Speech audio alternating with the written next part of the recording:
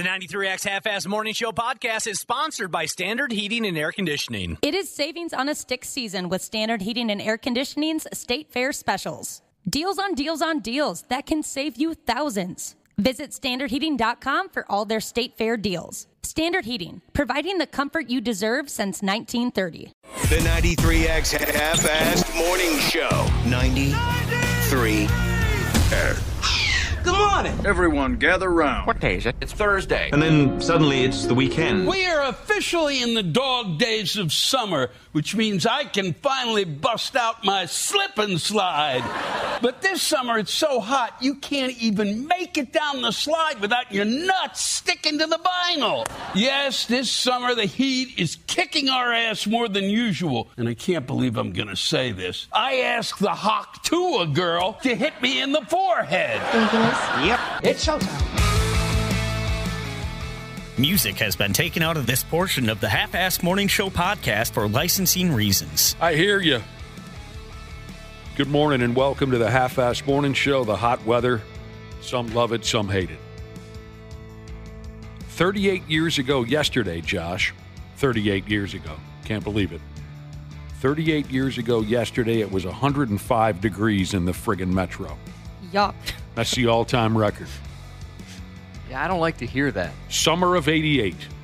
I'll always remember it as the hottest, most miserable summer of my lifetime. So I guess my point is it could be worse. That does make me feel a little better. Thank you. The hottest day ever in Minnesota? 115 degrees. I actually thought it would be hotter than that. Oh, buddy. July 29th, 1917. 17. You could cook an egg on the sidewalk then, right? I don't know. I don't know how hot that's got to be. To this day, by the way, I love this tune. Glenn Fry singing The Heat Is On from the Beverly Hills Cop soundtrack, 1984. To this day, if I hear a song off of Def Leppard's Hysteria record or Guns N' Roses' Appetite for Destruction record, it makes me think of that miserable friggin' summer of 1988 because you couldn't escape either of those two albums in the summer of 88.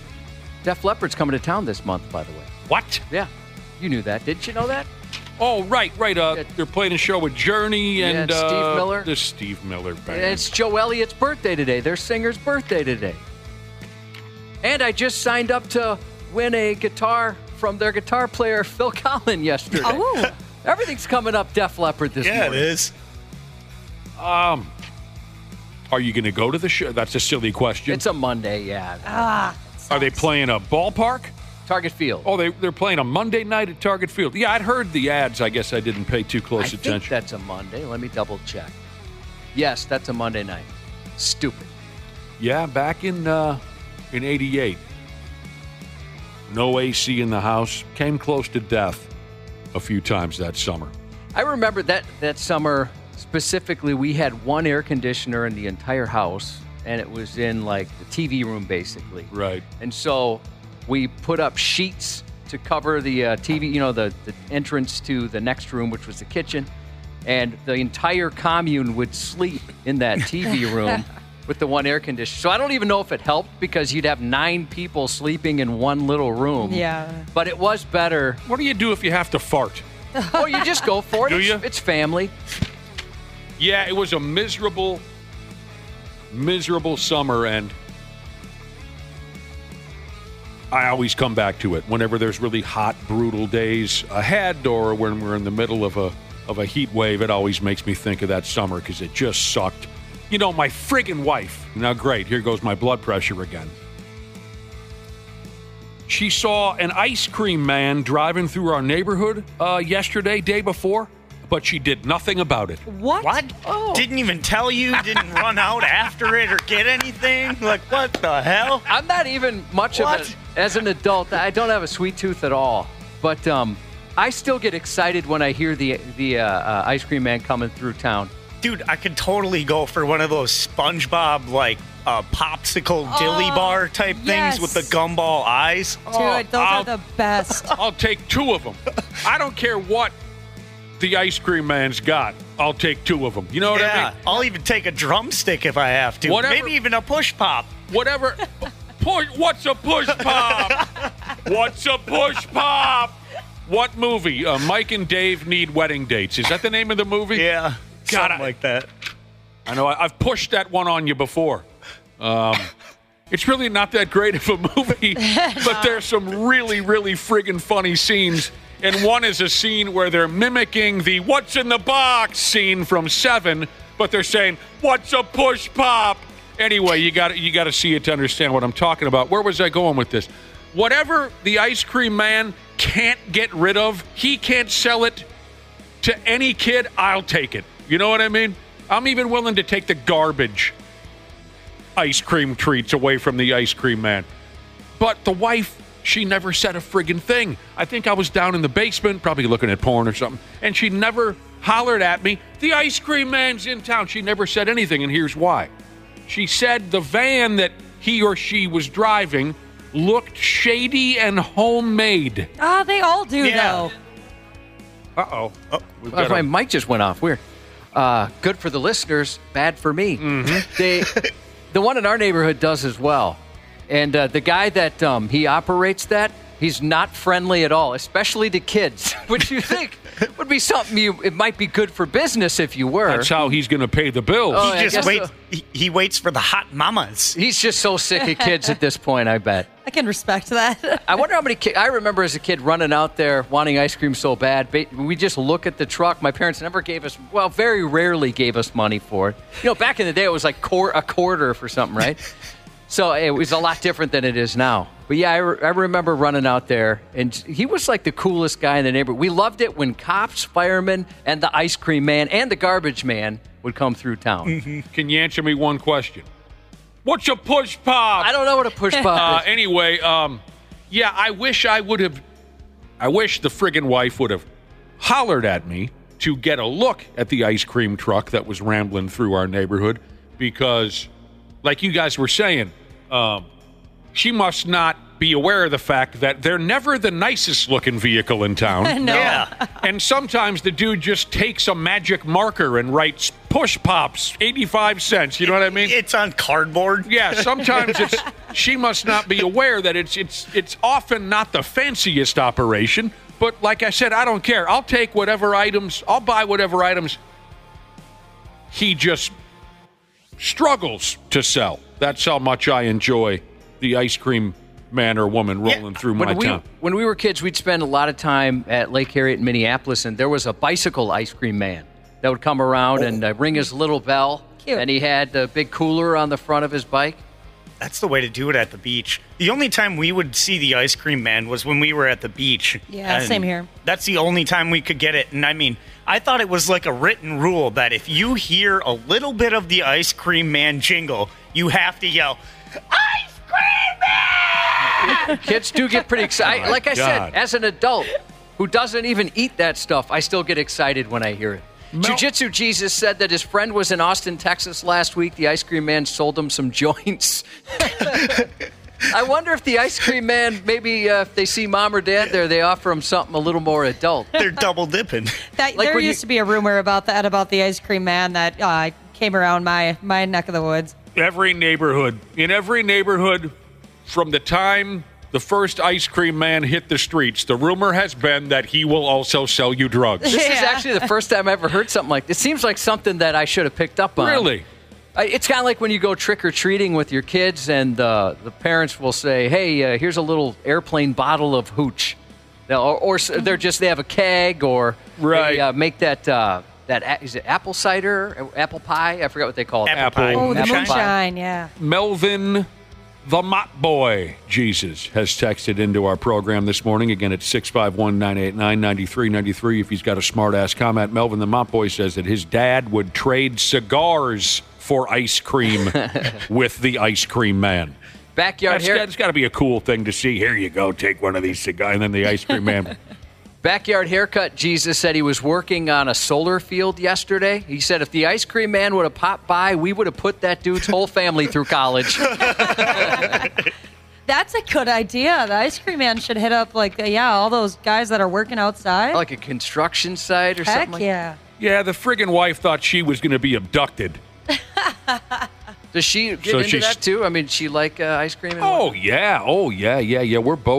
We're both big into sweets, cookies, and ice cream and candy. Oh, absolutely. So she was afraid. She thought she was going to be abducted. She needs to lay off those crime shows and all that. Maybe, but I had to remind her. I said, "You're 50." No one's abducting a 50-year-old. What are they going to do? She's past her abduction prime. Yeah, I said, what are they going to do with you? What, that's not called kidnapping at that point, right? No, you're right. It's adult napping. Since when do you think that you're wanted? Am I still in my abduction prime? Yes, Josh? you are. Okay. Yeah, you definitely are.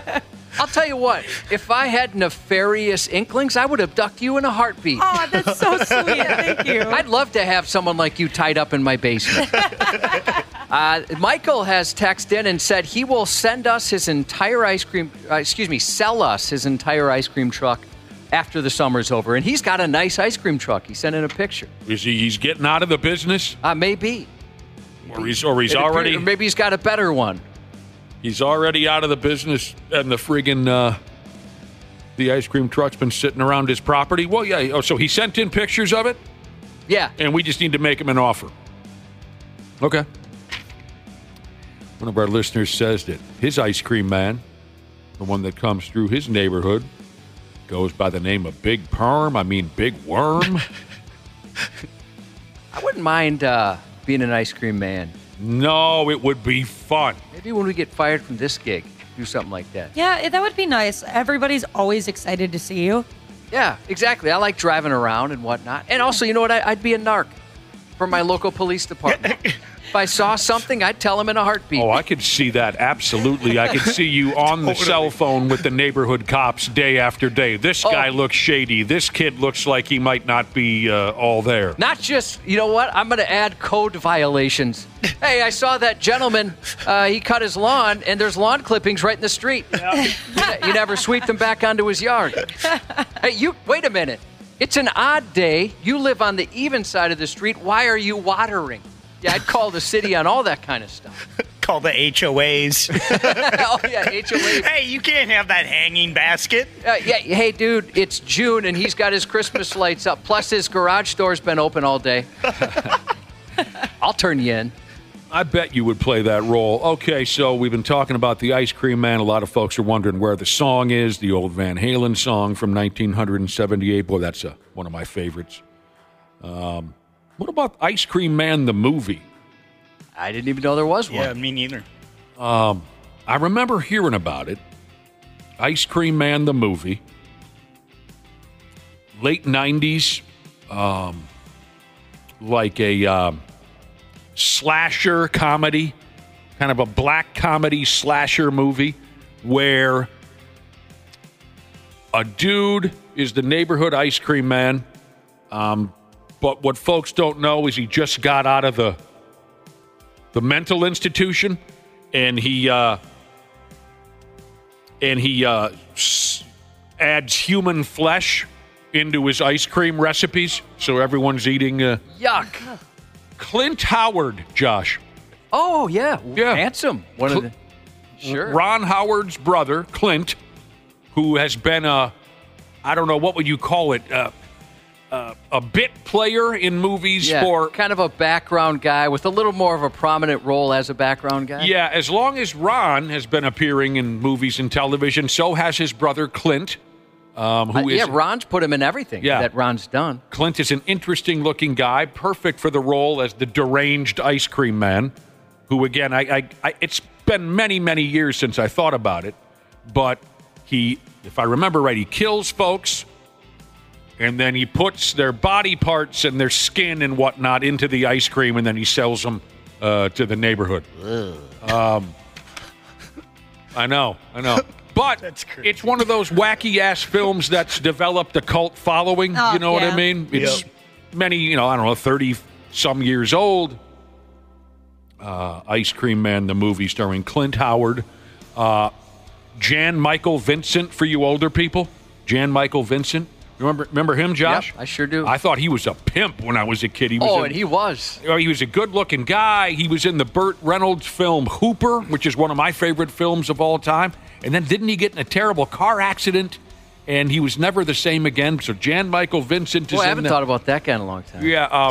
Oddly enough, I think Steve Garvey makes an appearance. Oh, yeah? The old baseball player from the Dodgers. I don't know how the hell Clint Howard talked Steve Garvey into being in a movie about a deranged ice cream man who feeds human bodies. How did he do it? Like, grind them up?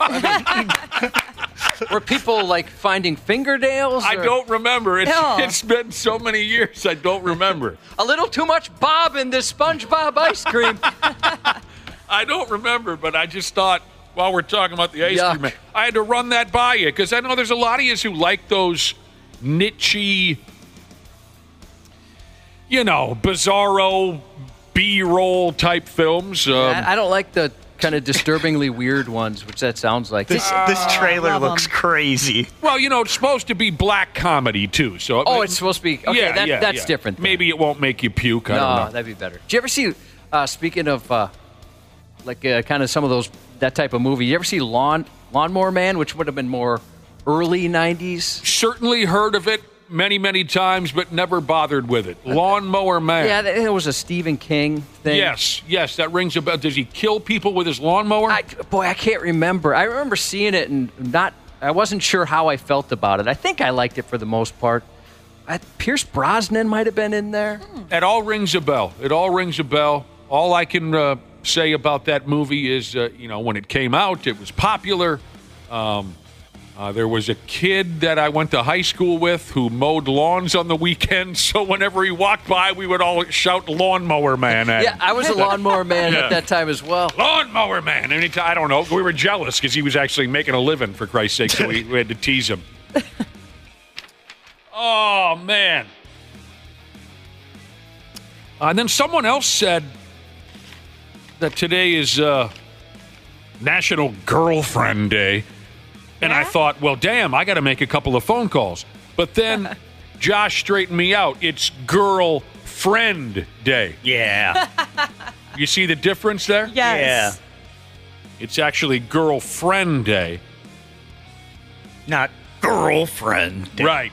You're not talking about your girlfriend. It's... and I think this is more like women's relationships, right? Is it not? Oh, I thought it was just... Is it everybody? Yeah, I thought it was more the romantic side, but... We can play both sides of the fence on that. Yeah, now I got to text my friends and say Happy National Girlfriend Day.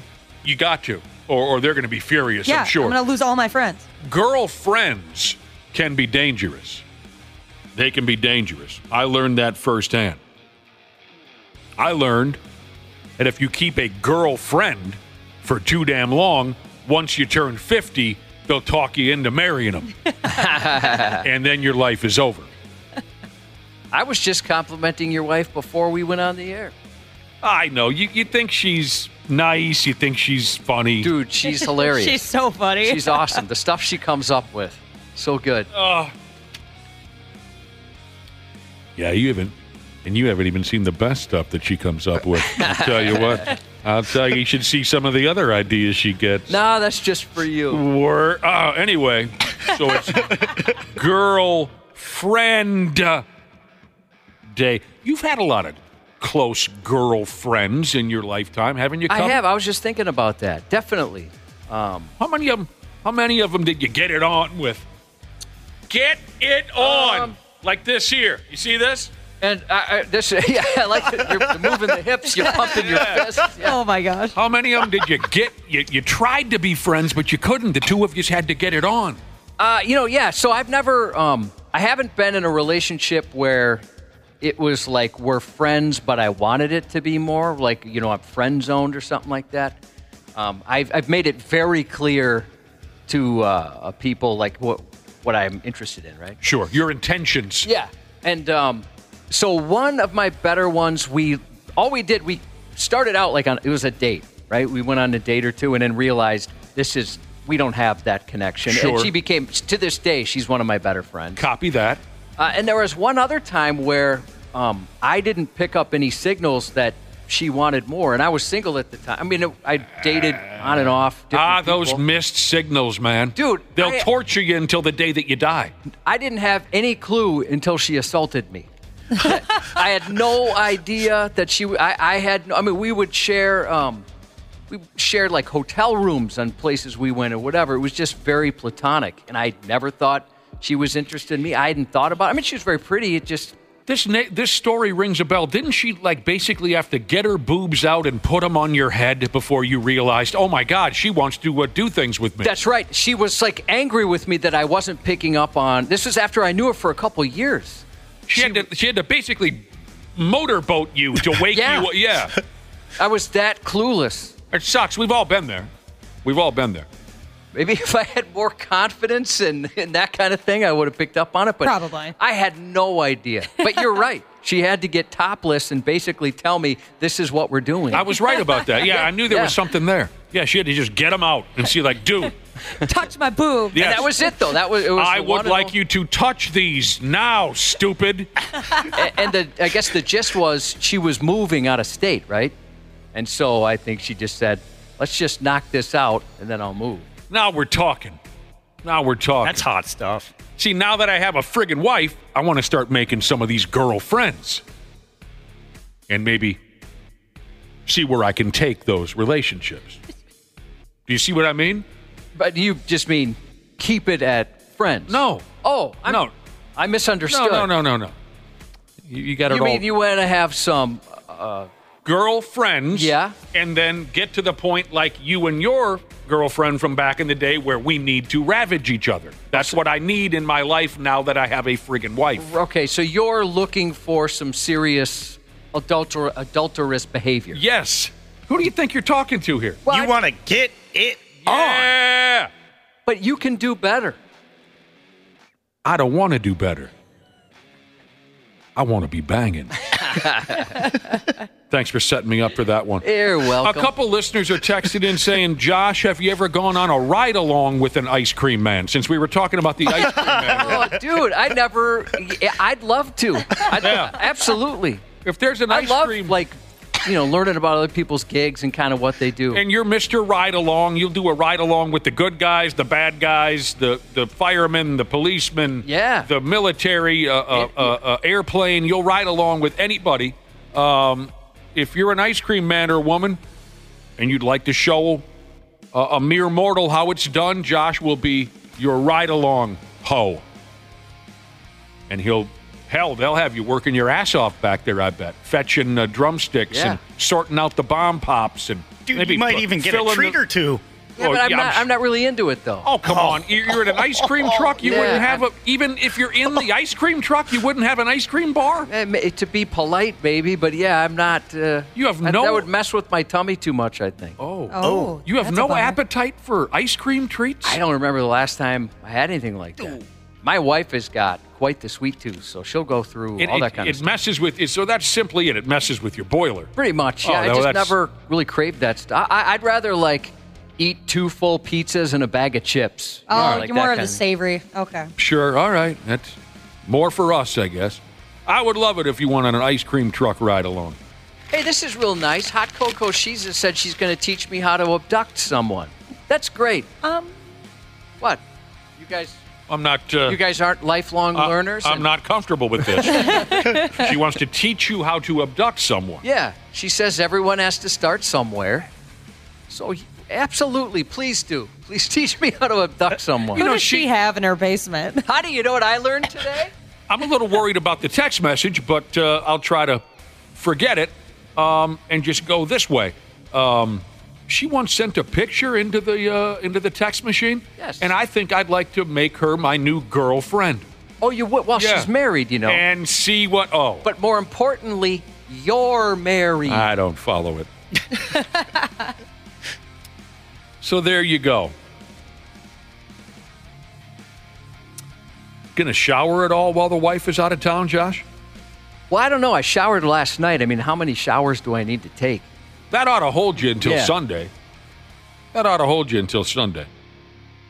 I'm just curious, because I know you're not a big showerer anyway, and then here comes, 4 or 5 days without the wife. I wanted to know, by the time you come into work Monday, Or are there just going to be insects buzzing around your head? Maybe I'll shower. We'll see how it goes. Yeah, we were talking earlier about folks working outdoors, and my God, just going from the vehicle from the building here to the vehicle, and then the vehicle in my garage to my house, I was dying. Yeah. I don't know how people. It was like hard to breathe. It's pretty brutal. Pretty brutal. All right, we better get going again. A little bit later on, we can get somebody into one of those Metallica shows that are coming to town. It's only a couple weeks away. Metallica coming to town. We can tell you more about some parties that are happening when Metallica gets here.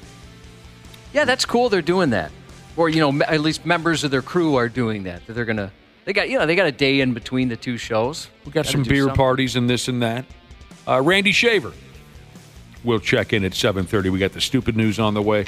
We're going to dial in here and make it count. Thanks for listening. We'll be back in a few minutes on the Half-Ass Morning Show. Did you know that Standard Heating opened its doors over 90 years ago? That's right. Tony Ferreira opened the doors in 1930. Now ran by his granddaughter, Claire Ferreira. Call Standard Heating and Air Conditioning today and experience the customer service and care that holds true today. It is savings on a stick season with Standard Heating and Air Conditioning's State Fair specials. Deals on deals on deals that can save you thousands. Visit standardheating.com for all their State Fair deals. Standard Heating, providing the comfort you deserve since 1930. When you have sports mixed with your pop culture, along with humor and celebrity interviews, your earbuds are enjoying The Rich Eisen Show. Good to see you, Bruce Feldman. The Big 12 landscape. I just know how Dion is, where he's coming from. His wins are measured differently. The question is, as you said, it's got to go from 4 to 8. I think they can do that. It would be hard not to get better considering how bad they were on the offensive line last year. Now, their schedule actually feels harder this year than it was last year. Search for The Rich Eisen Show on YouTube or wherever you listen. Stupid news on the Half-Assed Morning Show.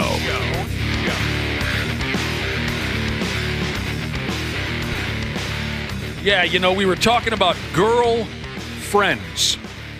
Not girlfriends, girlfriends.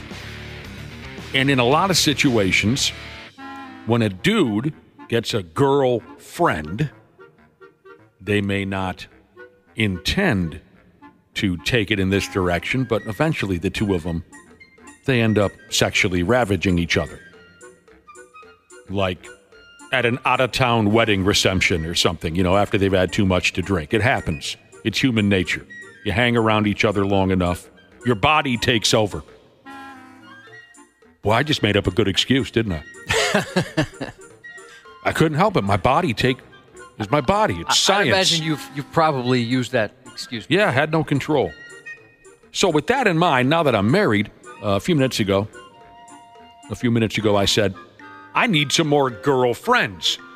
So eventually me and my girlfriend can have that drunken sexual escapade. Here's a listener who texted in on the subject, Zombie Jesus. It sounds like he had a girlfriend or two and never got to enjoy that breakthrough moment where he and the girlfriend take it to a higher level. It sounds like maybe his wife stepped in and made him stop seeing those other ladies. He simply texted in, wives don't like girlfriends, which I did not know. I did not know that. What happened, dude? Was there a bad argument? Did she kick you in the balls or anything like that? My wife's fine with it, but I wonder if I got a new girlfriend, if that would be the same. I wonder if she might feel a little differently about that. So all of your current girlfriends, they've been in your life my wife. Since before you met the wife. Yeah. If you got a new one, that's a good question. I bet she would not be cool with it. Nah. Yeah, if you're listening, let me know. Text me and let me know to my wife there. Yeah, I thought you were talking to your new girlfriend. No, I don't have one of those. Oh. I was just thinking of an excuse someone could make. Just say you have long COVID. They're not so sure what COVID does after you had it the first time. And one of the symptoms, I guess, is that you can't control yourself and you cheat. They don't even call it cheating. It's just long COVID. Long COVID. Maybe that's what you could do, Josh, when the wife's gone. Find a new girlfriend. No, I don't think I'm going to do that. Oh. Yeah, that's probably safe, Josh. That is a safe choice. I appreciate you looking out for me and making a suggestion. So you have this. Hey, anything's on the table, right? Right. No such thing as a bad idea. Although you just threw one out there. Let's play the scenario out now. Great question. If you got a new girlfriend, would your ungrateful wife be cool with it or not? So you get this new girlfriend. The two of you maybe go to a movie. You go out to lunch now and again, right? Like folks do with their platonic friends. Movies, going to lunch. Maybe you go shopping. You help her car shop or something. I bet your wife would not like that. Yeah, I don't think she would. There's going to be blood, for sure. There will be blood. Would your wife be cool with it, Nick? I don't think she cares at all. You don't think so? No. I mean, she does have a dislike for whores. Yes. She expresses that. She makes that very well known. I don't think deep down she's worried about me at all. It kind of matters. Which means I've got her exactly where I want her. Well, you know what? Maybe my wife wouldn't care because I think the idea of me finding someone who would be willing to be intimate with me kind of cracks her up a little bit. Like, good luck. Really? Have fun with that. I thought you said she's, despite you being the straightest laced, nicest guy in town, she still... She thinks I dreamed... She has dreams that I cheat on her. Right. And holds it against you. I knew that you thought your chances with other women were slim. I didn't think that she shared that same thought. I thought she still kind of feared your overall machismo and sexual energy. I don't think so. Guitar building Jesus said, a married guy finding a new girlfriend is how you get stabbed in your sleep. Yep. Yeah, all right. Why do you need more friends? You got your best friend right here. Oh. I'm sorry. You're right. That's how most of you punks would come off. Crocs with socks, Jesus said, having a solid friendship with a female friend is more like you want a bone, but you don't if she's not into it. I hear what you're saying, and if it's anybody else, I always think that. But I can tell you, for me, I had no interest whatsoever. But that being said, if I'm single and all of a sudden they bring it up, I wouldn't turn that down. No, you're not turning anything down, by God.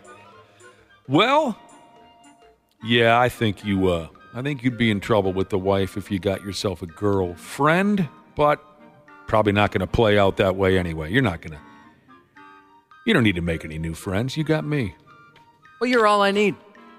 You're all I need beside me, girl. White Lion. All right, my wife, I forgot she's working right now, so she I thought she was leaving town. She is, but she's working this morning. Oh. She leaves like around 9-something. Oh. But, so she didn't text me, but my friend Joe texted me an eggplant emoji. I'm not sure how to read into that, but... Joe sent you an eggplant emoji? Yeah, maybe he's in Doesn't the that mood. mean a boner or something? That's a penis reference. Oh, I got it. It's hot. It is hot. Maybe he wants to be your boy friend. He's not my type. I like him prettier. That can happen. That can happen too. All right, we might as well get her done here. Ooh, sorry, real quick. Yeah. This is interesting from Night Shift Nurse Jesus. At the hospital, occasionally the wife and girlfriend meet for the first time visiting their man. It's always interesting, the varying reactions. Oh, that sounds like so much friggin' fun. That's like out of a TV show. Yeah. Concrete foreman Sheezes. She says she's no longer allowed to have a girlfriend. Oh, really? Now, did you hear the difference in my delivery? Mm-hmm. Yeah. Mm-hmm. Concrete foreman Sheezes had a girlfriend, and now you're no longer allowed to have that girlfriend because of your man? Is that what you're telling us here? Kind of sounds like it. Well, what do you... I would allow my girlfriends to have as many girlfriends as they want. I would allow my wife to have as many girlfriends as she wants. Yeah, I'd be cool with that. What? I don't even have to really do anything. Get back to us on this, Concrete Foreman Cheeses. I, at the very least, just want to hear about it. If I can't be in the room, just tell me about it. My God. There's all types out there. All right. Utah. I've always heard that they're a fairly buttoned-down, straight-laced crowd out that way, out there in Utah. They wouldn't have enjoyed any of the conversations we've had this morning. That's what I think about people in Utah. They're very straight-laced. They wouldn't enjoy the conversations that we've had so far this morning. They would think of them as too sexually charged, too whatever word I'm missing there. Not a lot of drinking, not a lot of hell-raising. They believe in that whole no sex before marriage silliness. That's just my impression. But I guess no matter where you go, there's always going to be one or two wild cards. And even this kid here, who was doing something really reckless and stupid, his excuse was that of a straight-laced, honest person. In Utah, a 21-year-old kid got pinched driving 123 miles an hour. And when the cops laid into the kid, he said he was just trying to impress the person in the passenger seat. Mm-hmm. The story doesn't indicate if that passenger was a foxy lady or not. I think that's a solid assumption. Yeah, that's a good guess. Solid assumption, I think, that the passenger was a foxy lady. I don't think I've ever been in that situation where I felt the need to drive in a way that could kill another person just to impress another person. Yeah, I haven't, no. I've never done that, but... I drove like an idiot when I was a young guy, but never really to impress anyone. I just kind of like to do it. Specifically driving? No, but when I was a young kid, I didn't take too many chances unless there were chicks watching. Well, that made a difference, definitely. I've never done anything that could put myself, them, or someone else in danger. But certainly, yeah, like I remember just bike riding, like when I was into BMX stuff, trying to do a cool trick in front of a girl or something. If there were chicks watching, then I'd act like I was always the reckless one. But that wasn't the God's honest truth. If there weren't any girls watching, I wasn't the reckless one. I certainly would follow the leader in that context. I would certainly, if my buddy jumped off the high bridge into the, I'm talking about, I would certainly play along and follow along, but I was never the first one to do it. But if there were girls involved, then I was. I wanted them to walk away saying, that dude takes chances. That dude's crazy. And then I'd cry myself to sleep, This young buck was going 123 miles per hour. He goes by the name of Ethan Shuptrine or something stupid. He went off to jail. They loaded him up with reckless driving, speed exhibition on a highway, driving on a suspended or revoked license, failure to display a license plate. He was driving a blue Chevrolet Corvette, going like a bat out of hell. It was a rental. When you rent one of those, you sign a thing saying, I'm not going to go like a bat out of hell. Mm-hmm. He's a liar. He didn't have a driver's license. He didn't have anything. He was going mental in a rental. Now, Josh, you've been wanting to rent a hot rod here lately, and you've got one set aside for this weekend? Yeah, tomorrow. I'm picking one up tomorrow. So what are the rules laid out from the renter, like, say, if you get caught going 123 miles an hour? Well, there's a lot. Actually, I was just looking through it yesterday, the contract. I could probably pull it up in a little bit here, but no illegal activities, none whatsoever. And they mentioned like all kinds of stuff. In there, they put in kidnapping. Oh, my gosh, no way. Well, that sucks. I had planned a kidnapping in this thing, and now I can't because I signed the contract. They put kidnapping in there, burnouts they mentioned, modifications. Kidnapping. I'm interested if something had to happen for them to put no kidnapping in that. You know what, Ashley, you're right. I bet something must have happened where someone thought, I thought it was okay because I rented the car. That's usually a reaction to a prior incident. All right, so my wife, turns out she was listening, and she got back to us regarding whether or not she'd care if I made a new girlfriend. And she said, I would not care, is what she didn't say. What she did say is, I'd care. Yeah. Yeah. Yeah. Guess we solved that one. Doesn't surprise me. She's got new dude friends at her job. New dude. nude dude. She's got like new dude friends. How come I have to be okay with that? Because wives aren't fair. Is that why? Wives are not fair in anything that they say or do. That's why. I don't even have an answer either. Just because, Josh. You feel the same way? Yeah. But we usually get back at them for years of unfair treatment. We do by going off to Vegas and having sex with 20 women in 3 days. That's how we get back. Just got to even the odds. For all the years of unfairness. And then that's how it plays out. You know, we suck up all this unfairness, and then after 5 or 6 years, you go to Vegas, and you just bang everything that moves, and then the relationship ends. All right, you want to hear some of these things? What are we talking about? These are some of the rules for renting their vehicle. No illegal or criminal acts. No weapons or dangerous devices. No explosives. No reckless driving. No removing parts. No modifications. Farting? No, it doesn't say anything about that. I don't know. No OBD2 tunes, flashes, or maps. No alcohol, drugs, or controlled substance. No excess driving. No burnouts. No drifting. No street racing. No racetrack usage.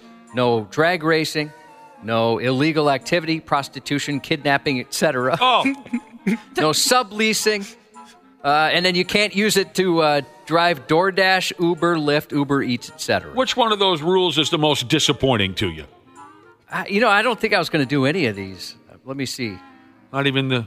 Maybe the racetrack one, because that would be cool. Well, you know what? That's funny you say, right, because I thought about, I wonder if I could bring it to, DCTC or one of those places and they'd let you do it. But, yeah, you can't do that.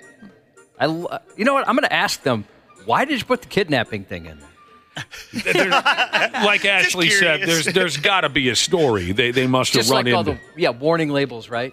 Right. Warning labels you think you'd never have to read. Yeah. But somebody did it. Right. And ruined it. That's exactly it. That's why on the side of a can of soup it says, "Don't pour hot soup down your urethra."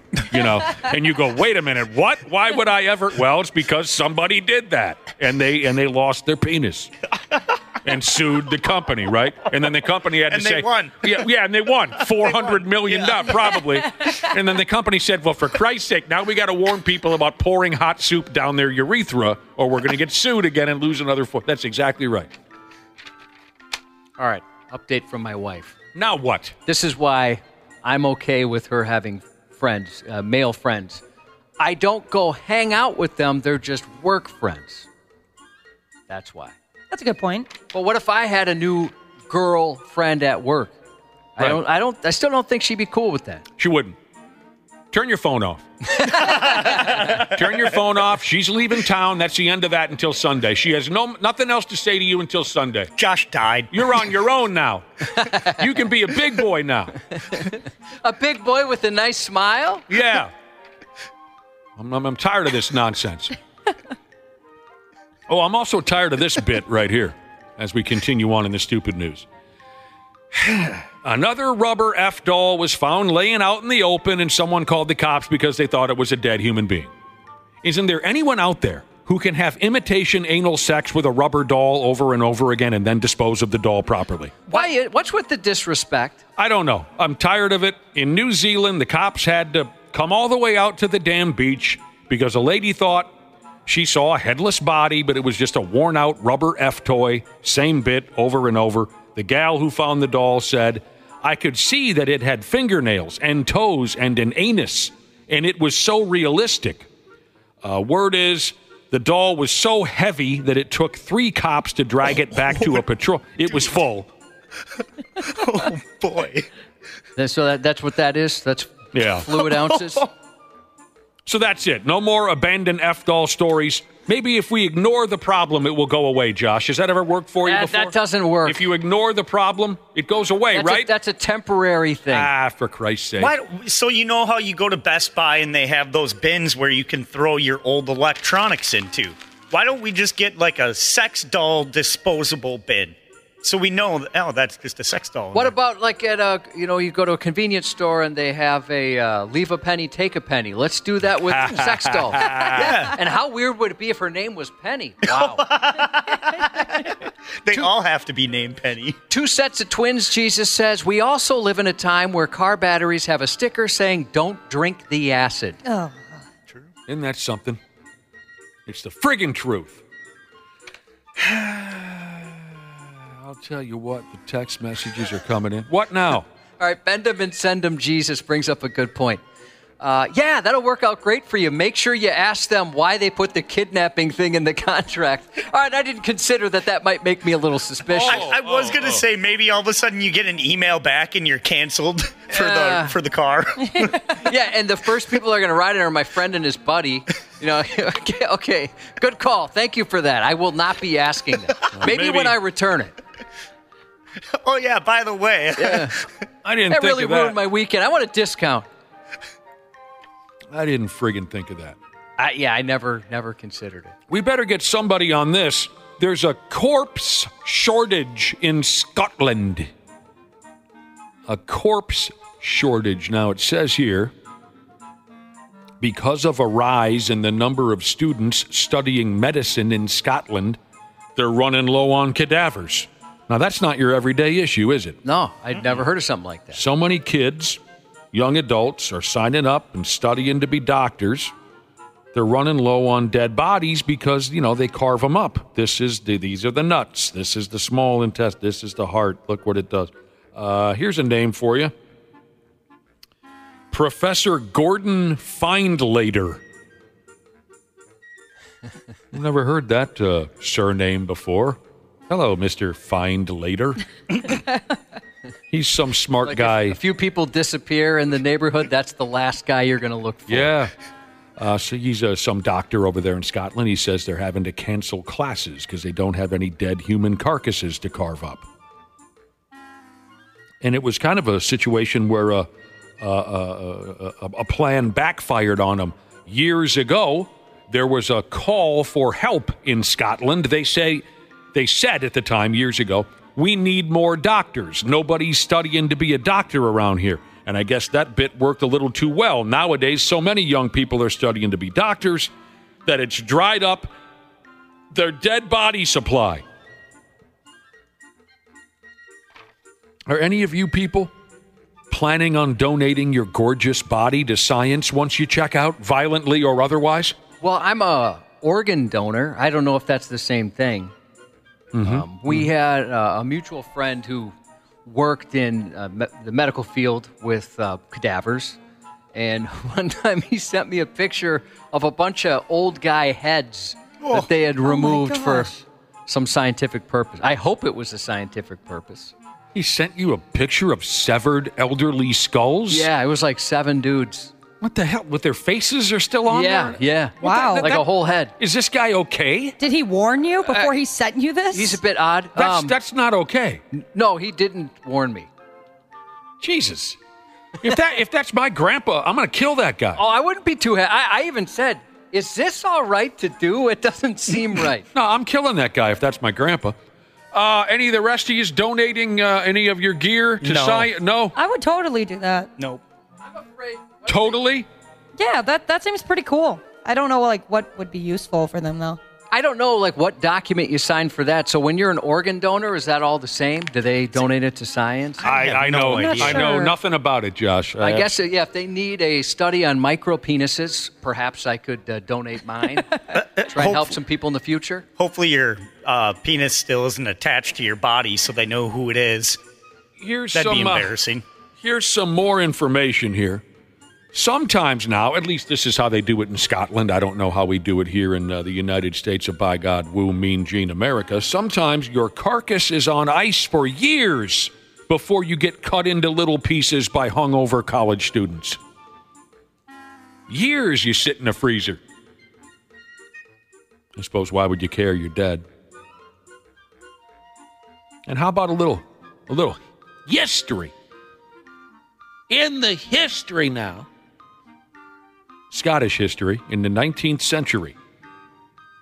A similar increase in the number of medical students in Scotland led to a rise in grave robbing to meet the demand for cadavers.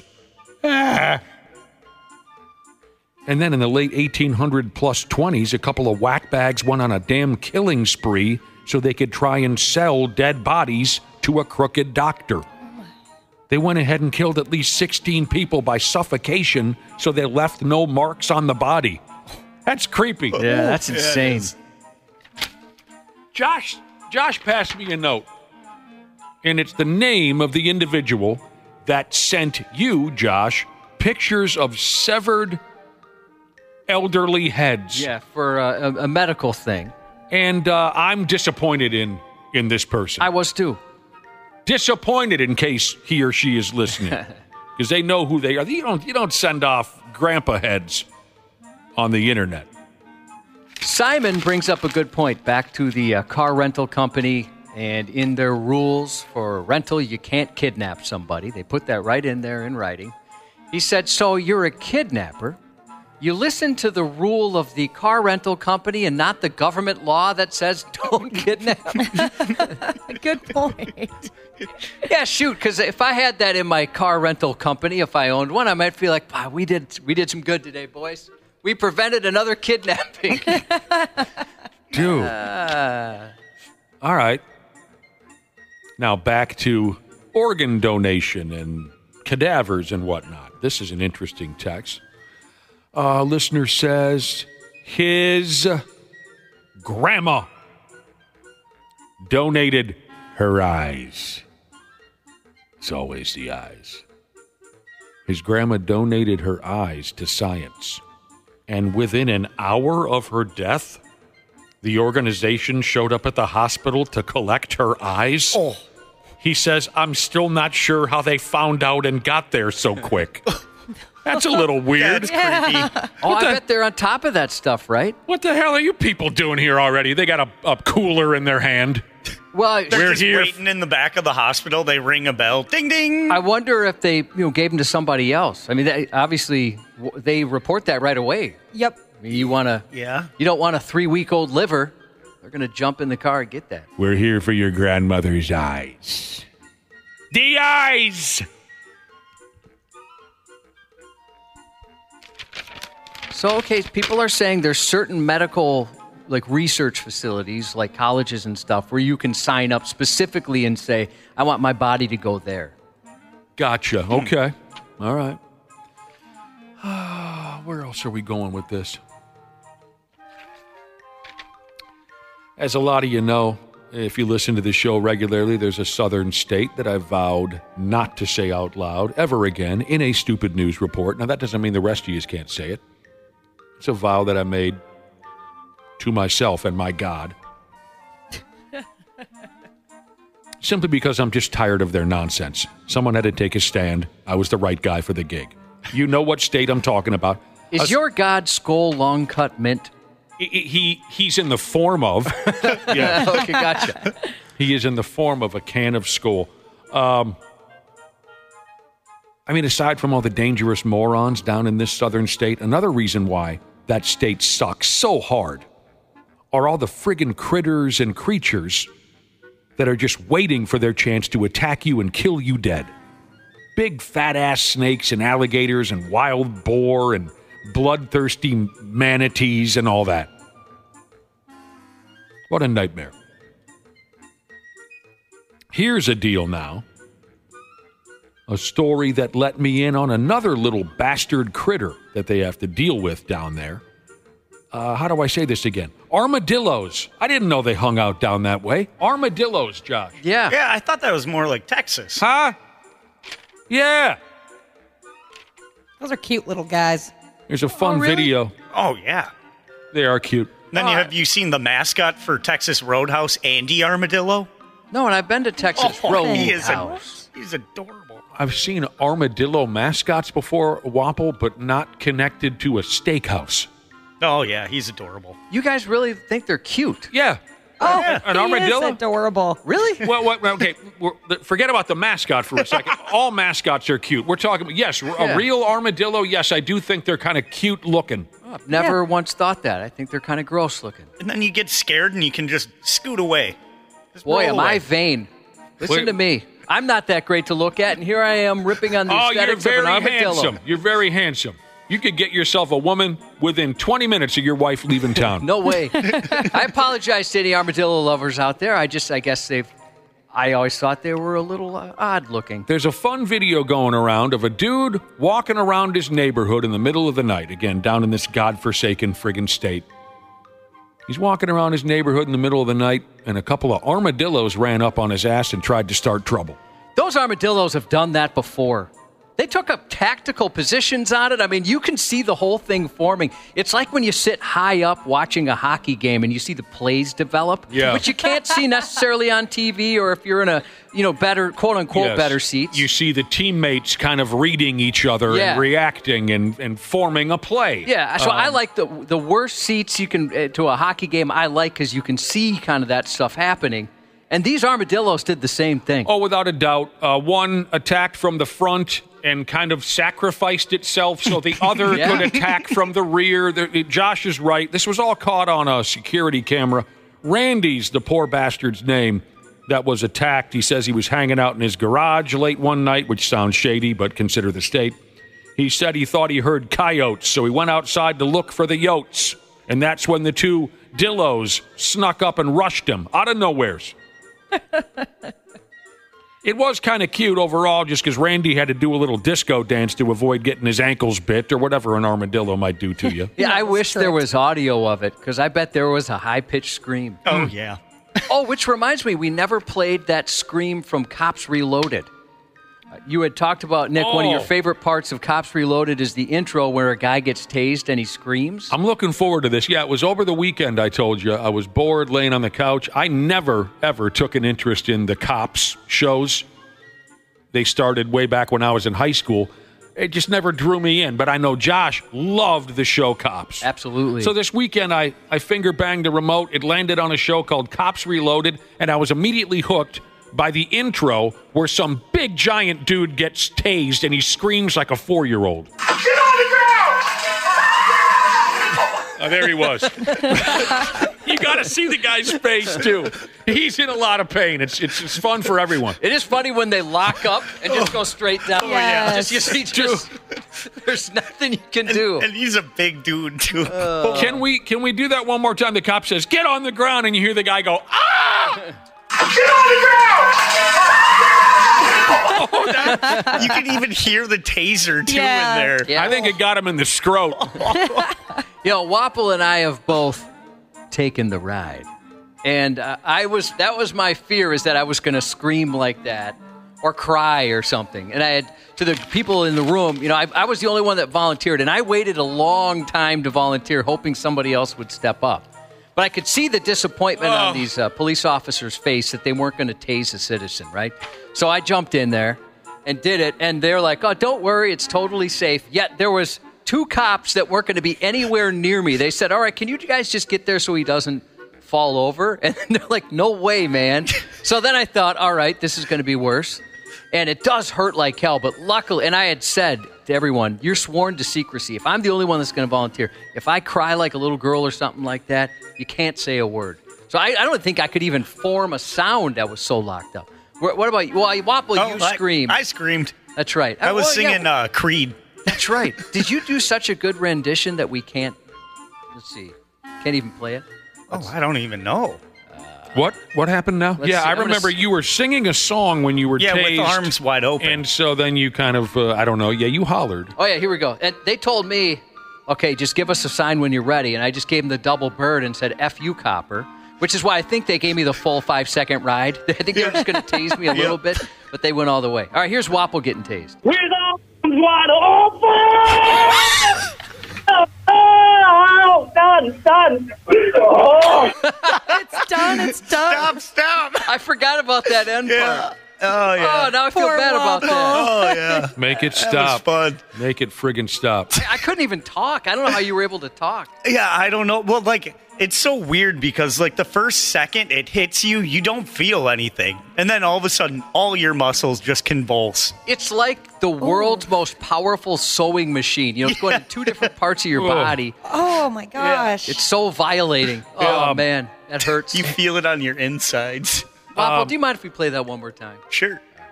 With arms wide open!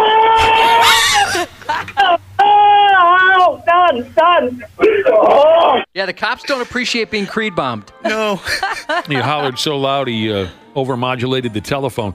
A couple listeners want to know, is the armadillo attack video on 93x.com? Yes, it is. And, okay, great. A couple of us, me, Smashley, we said we think armadillos are cute. Josh doesn't find them to be cute. Ashley, maybe you and I should back off. A couple listeners texted in and said armadillos can give you leprosy. Is that? Oh, really? I've held one before. Okay, so they're making that up? I don't know. Maybe this one was just tested already. Leprosy? It's scary. It doesn't sound good. All right, I wanted to You don't play. hear about leprosy much anymore. No. Outside of the Bible, I haven't heard about it much. Well, there was a series of jokes that went around my grade school. That much I remember about leprosy, and that's probably the last I've heard of it.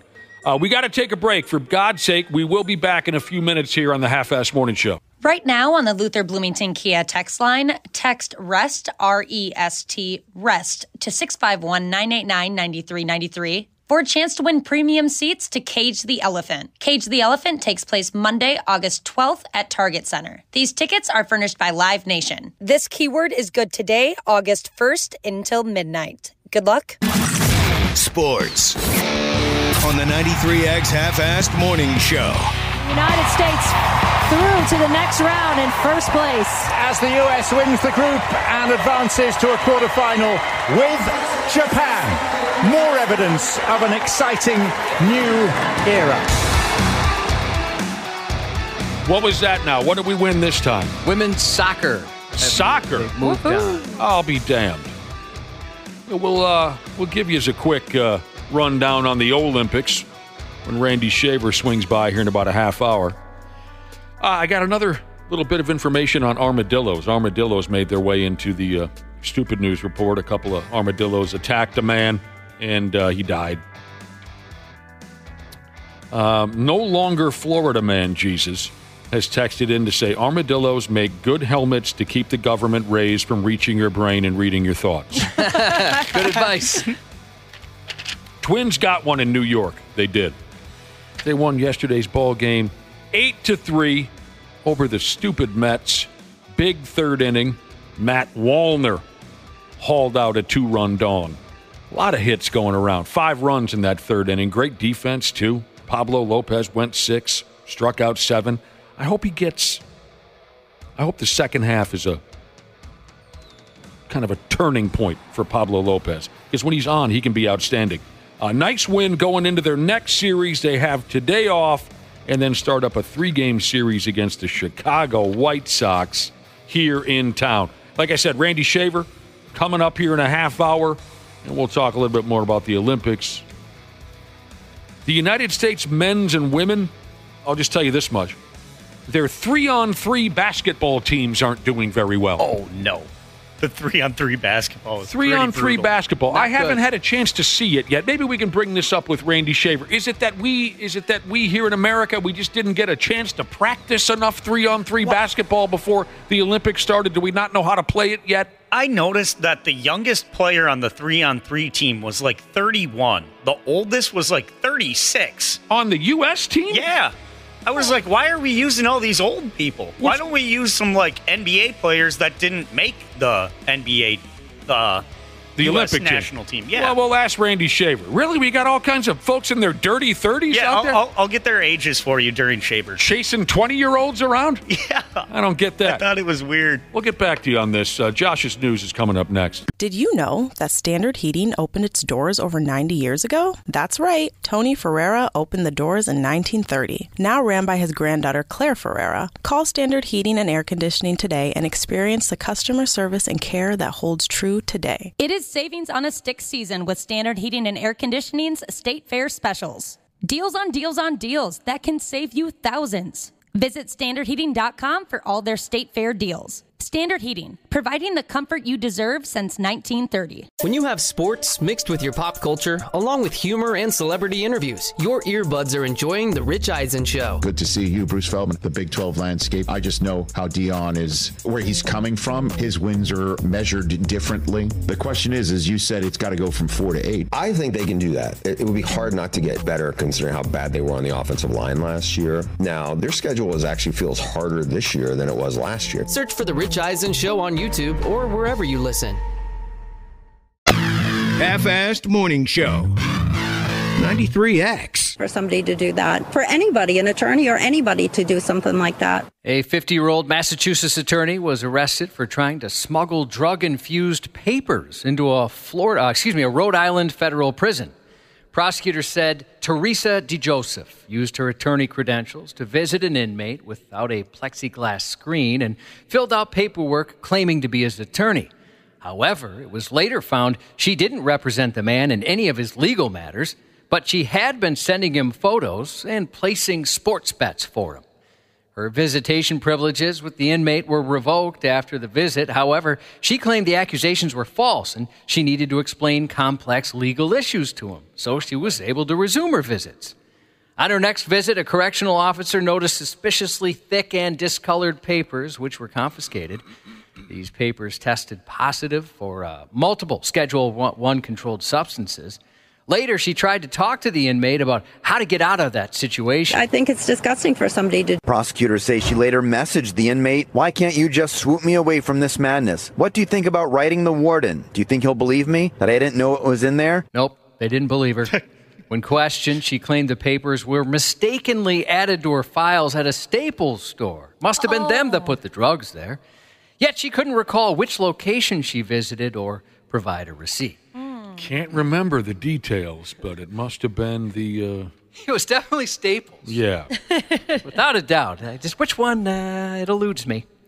A New Zealand childcare teacher disguised vodka in Gatorade bottles. The woman bought a bottle of nitro vodka and an energy drink. She poured them into a Gatorade bottle and returned to the school. Staff described her behavior at a meeting as very over the top. She was unusually happy, overly friendly, slurred her words, and appeared confused. Just having a good time. Yeah, you're never in a good mood. What's going on? Toward the end of the meeting, someone realized she was drunk and witnessed her drinking from the bottle while supervising children. When questioned, she claimed it was a new sugar-free Gatorade. But after the meeting, she struggled to walk, which you can't blame Gatorade for. She appeared so drunk, she was stopped by a coworker from driving home, and another teacher found an empty alcohol bottle in the gutter. She later admitted she should have taken the day off and suffered an anxiety attack. She apologized, said she should have sought support, and she has began counseling. Yeah. I used to do that when I was a kid, like put it in the Gatorade bottle. I didn't know people were still doing that. And going to school or work or what? I probably in high school at some point brought it to school for sure, but mostly just because it was cool. Yeah, I do it all the time. What's that?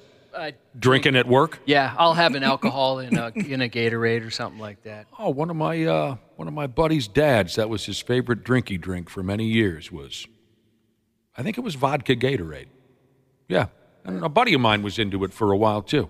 Do they ever market Gatorade? Like, look, okay, fine, you can use this after you play basketball, but also it tastes pretty good with hooch? Not that I've seen, but maybe like in like a Penthouse magazine, they'll have an adult advertisement in there. I'm not sure. You'd think Gatorade might embrace that at one point or another and just say, hey, look, yeah. Well, it's a very sad day in history. Today marks the tragic anniversary of the 2007 35W bridge collapse over the Mississippi in Minneapolis during the evening's rush hour. One of the main iconic bridges in the Twin Cities has collapsed. The entire bridge is in the water. 35W bridge is in the water. A bridge in America just shouldn't fall down. I heard a clank and I was falling. I remember just grabbing the steering wheel and thinking, ride it out, not knowing how far I was going to fall. I remember just saying over and over again, I don't know how I got out of my car. Prior to the collapse, the bridge had been classified as structurally deficient, meaning it was aging and in need of desperate repairs. In fact, some repair work was going on when it fell. 13 people, sadly, were killed. 145 more were injured, many of them seriously. Since that terrible incident, Minnesota has improved bridge inspections and now even used drones to take photos and videos of spots difficult for inspectors to reach. That was a hell of a deal, and still kind of hard to believe that it happened. It should never happen, obviously. Shocking, a bridge that large would, you'd think that would be maintained a lot better than it was. Absolutely. But you crossed that bridge every morning just like I did during that time period. And again, every time we talk about this, I think I say the same thing. I remember going over the bridge in the days leading up to that collapse and looking at it and saying, this just doesn't look right. I felt the same way. There's parts where you could see through it, remember? Yes. And really? Yeah. There was so much heavy equipment, right in areas that look like looks pretty flimsy. It looked compromised. And in the days leading up to the collapse, I remember just thinking, not feeling 100% comfortable driving over it. And then it was... Obviously never thinking that would happen, no. but certainly I had the same feeling. Yeah. I'll tell you what, it's one of those... That's the first time I've seen disaster like that in person. You see stuff like that on TV, and it was so different than what was on TV. Certainly television captured how awful it was, but seeing it in person, it amplified it to a level I wasn't expecting. Yeah, because we're right there. If you didn't know, our radio station is just several blocks away, and that's the way most people here come and go. We crossed it that morning. Yeah, we did. That's one of those where I remember where I was. I was watching the news when I saw it, and I remember trying to call coworkers thinking, oh, my God, our coworkers were probably on that thing. It was right at the evening rush, right when everybody's getting off of work. And I remember the phones didn't work. Like, there were so many people checking in on loved ones that I couldn't get a call out to anybody. I heard it on the radio. While I was driving around doing something that afternoon, I heard it on the radio, and I couldn't believe it. But also, I sort of could because of what we were just discussing, how it just didn't look like it was in good shape there in its last few days. So I drove to the YZ American Legion, and the parking lot was already packed because so many other people had pulled in just to run into the bar and watch the televisions for a while to see the news coverage. So I walked in, the bar was already packed. It's dead silent in there as everyone is watching the footage of what had happened. Can I tell you one? There was a funny moment, though, from that afternoon. So the news personalities are saying, there's fire departments here from all over the metro, including the West Metro, Hopkins, Minnetonka, Wayzata, St. Louis Park, Orono, right? And someone in the bar says, because, we're a Wayzata bar, someone in the bar says, oh, I wonder if Donnie's there. Donnie works for the Wayzata Fire Department. I wonder if Donnie's at the site, right? A drunk in the bar says, trying to add light to the situation, and it didn't work. A drunk at the bar says, I hope Donnie's under that effing bridge. Oh, my gosh. Okay? Nobody laughs. I sort of laughed because it was inappropriately funny, and I like inappropriate humor. I sort of laughed. Nobody laughed. Everyone eyeballed this drunk, and they all knew the drunk. This was a regular there. Everyone eyeballs him like, you cold-blooded bastard, because it was a real possibility that Donnie might be there and might be under that bridge. 10 minutes later, Donnie walks into the bar, the fireman that was referenced earlier, and the drunk looks at everyone in the bar and goes, am I off the hook now? Here he is. Here's your hero now. Donnie's here. Am I no longer in trouble? I thought that was a marquee moment in Wayzata Legion history. A 59-year-old man admitted he set off a bomb at a Minneapolis hair salon in 2022, and then he returned a year later to lob a brick through the store's window. Why did he do this? I don't know. Video images from the Ring device show, I'm going to say he's kind of a jerk, maybe. A Ring device showed the man placing an explosive device on the window of the salon and then fleeing in a vehicle before it detonated about 2:50 a.m. November 20th, 2022. He was also identified in video images throwing a landscaping brick through a window at the salon about a year later November 6, 2023 at 1:25 a.m.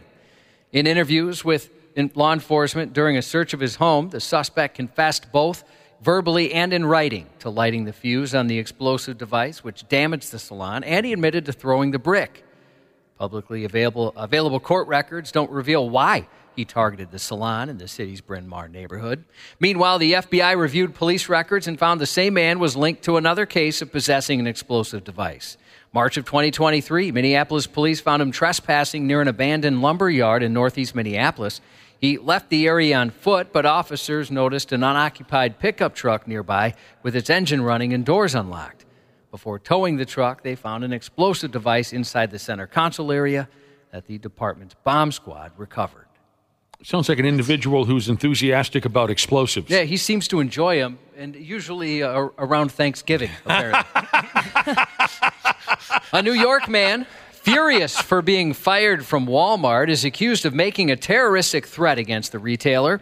Over the weekend, 18-year-old Marcelino Aguilera allegedly threatened, that's how you pronounce it, threatened that he intended to place explosives around the store after he was terminated from working there. A sheriff's office spokesperson said deputies searched for the suspect for nearly 8 hours before he was brought into custody. Sometimes they say statements that are empty threats. Other times people actually mean it and they follow through. So we take them all very seriously. I give a lot of credit to the management staff at Walmart who heard this threat and had other employees tell them that these threats were made and called 911 immediately and made a report. The sheriff's office searched the building and determined it was safe. He was pissed, man. I guess so. Didn't want to be fired. A bumbling wannabe arsonist nearly blew his own face off last Monday night when he lit a garbage can on fire outside a California Target, nearly becoming a casualty of his own carelessness when the eyebrow-charring blaze swelled up a bit too quickly. The suspect walked up to the store just before midnight with a bag of trash and a cardboard box in hand. The suspect appeared to douse the garbage can and the pavement around it with some kind of liquid accelerant. Then he tried to light the box on fire, but failed. So he put the box inside the can and reached inside to light it, which sent flames catapulting out of it, almost touching the blundering firebug. Cops are still searching for the person, who they said is still in the wind. The subsequent fire caused about $2,500 in damage to the Target. Wow, you crazy bastard, you. You went and did it this time, didn't you? You sure did. A fight broke out at a Florida PetSmart after an employee gave a customer buying crickets the silent treatment. The customer, Genevieve Hildago, requested to buy some crickets. So an employee went to the back of the store and returned with a bag of them. Yeah. But as the employee went to the register, the woman reportedly became upset about the number of crickets inside the bag and began to argue with the employee. "Do you want to take this outside?" she reportedly said. Instead of arguing with her, the employee walked back to the employee's only area to recount the insects. When the employee's back was turned, she attacked. She entered the room and pushed the employee. The employee told her, "You can't be in here." Oh. But it didn't stop her from punching the employee multiple times, grabbing her hair and throwing her to the ground. Another employee intervened to stop the assault. On Tuesday, police filed burglary with assault charges against the woman. Sounds like this woman needs her ass beat. Well, no crickets for you then, I guess. You're done buying crickets at PetSmart. Yeah. A 35-year-old news anchor for KBTX-TV was first on the scene to a domestic violence call at a Texas bar. And the reason for that was because she was the one who got all domestic violence-y and broke her boyfriend's nose. According to court records, Heather Kovar was drinking margaritas at a Mexican restaurant when she got into an argument with her boyfriend over relationship issues. Friggin' relationship issues. Isn't that how it always works out, Cubby? It does. People get hot over that. They went back to her apartment across from Texas A&M University campus where the fight turned physical. She bit his left arm, scratched his other arm, and punched him 12 times in the face, causing him to suffer a bloody, broken nose. The woman previously worked for CBS 6 in New York, where she became the subject of wide attention due to a summer 2022 on-air broadcast, where she appeared disheveled and slurred some of her words. Like I was telling you this morning, if you watched this morning, starting at 6 a.m., 7 a.m., I told you, you know what, today, what a beautiful day outside. It is just amazing. At the time, the Emmy Award-winning anchor said she was just sleep-deprived and exhausted. Girl. All right. I remember her. I always get real sleepy after I wipe out a bottle of tequila, too. Yeah, me too. It's exhausting, isn't it? An Emmy Award-winning reporter. Yes, she's won an Emmy. More recently, she's anchored the weekend newscast for KBTX for about a year. Station management said they are investigating that matter. She just beat that dude's ass. A woman fell victim to a troubling and unusual scam in Mayfield Heights, Ohio, losing thousands of dollars to fraudsters over the phone and even being convinced to strip on camera. Oof. Jesus Christ. Yeah. I don't want to victim shame here, but lady. It started with a phone call from what seemed to be Huntington Bank's customer service number, but it wasn't. There is spoofing for caller IDs. It's illegal, but of course, scammers are doing all sorts of illegal things. Even if you get a text, phone call, it doesn't matter. Just hang up the phone and think about how you could independently verify what they're saying. The caller told her there was a fraudulent charge on her account and if she didn't move her money to another account, it would be stolen. When we're panicked, we're not able to focus on that part of our brain that gives us real information or helps us think rationally. The scammers instructed her to transfer money to a Chase Bank account using her Apple Wallet. The woman withdrew $6,000 from her account and deposited it at Chase, unknowingly transferring it right to the scammers. Later, they called her on FaceTime, pretending to need a full body scan for identity verification. You got to be friggin' kidding me. So she disrobed, did a 360, and only realized it was a scam when she heard them laughing at her. Just ass naked. It doesn't say how naked she got, but she did take off some clothing. She reported the fraud, but the bank informed her she was responsible for the lost money. Your bank isn't going to FaceTime you. It's difficult to get money back. However, there are some cases where law enforcement agencies have gone after these scammers, and they're criminal organizations usually, and they can claw back some funds. Huntington Bank reiterated that they would never ask for login credentials over the phone. You know, when you get all your clothes off and you hear laughter, you get used to it. You do. You get used to it. You don't even hear it after a while. Yeah. You know, at that point, you've been married so long, you've heard her laugh at you over and over and over. There are fresh calls to ban G-string bikinis after thousands of Australians weighed in on the controversial swimwear, with many calling it offensive and too revealing for public places. Really? In Australia? Yeah, I thought Australia were totally cool with that. Don't they have like topless beaches and all that stuff? I heard they have bottomless shoe stores and topless everything. Dentist's office. And, anyway, really, they're cracking down on the floss your ass bikini. Well, it's not necessarily a crackdown yet. It's the desire for a crackdown from apparently many Australians. Well, the skimpy bikinis, which leave little to the imagination, have been criticized since becoming a trendy fashion item there. Some even want them banned from Aussie beaches altogether. The debate heated up again after a post in the Meanwhile in Australia Facebook group, and it asked, should G-string bikinis be banned in water parks? The post featured a woman in a pink micro bikini and invited users to vote with a thumbs up for yes and a laughing emoji for no. Again, with the laughing. Thousands of people voted against a ban, but thousands more said they were inappropriate and shouldn't be worn to the beach. Women protested the calls to ban G-strings in February after a local resident claimed they were cheapening themselves. They complained that was widely criticized as sexist. One person summed it up, "It's just a bum, not a bomb. Let's not blow this out of proportion." There's a time and place, I think. Like any time and any place? Am I right there? High five. Yeah. Probably not. I probably wouldn't wear something like that to a water park that is like designed for children to be there. I hear you there. Well, Yeah. I don't think the Australians would wear that to a water park that's designed for children, but they're just talking about generally at the beach. At the beach, yeah. Yeah, nobody's going to wear that to the I've seen it. the kids zone, how do you call it, water park. The friggin' Australians, they're always doing something. I bet if one of their teams would finally win the Stanley Cup, their attitude would improve. Go back to your maple syrup and your Rush records then, friggin' Australians. It's got to be all the cold way up there. Cold. Yeah. The Houston Texans versus the Chicago Bears square off in Canton, Ohio tonight for the NFL Hall of Fame game. Oh, my God. That'll be broadcast on ABC and something called ESPN. The second season of Rob Lowe's Unstable debuts today on Netflix. What is Rob Lowe Unstable? I thought it was like about a dad who might have some mental health issues. Oh. I don't fully remember. I thought maybe it was I've a seen the career trailer. retrospective or something, and you know what I mean? Oh, I think it's a scripted show. It's been a long time since I saw the original trailer. And on Amazon Prime Video, the series premiere of Batman Caped Crusader.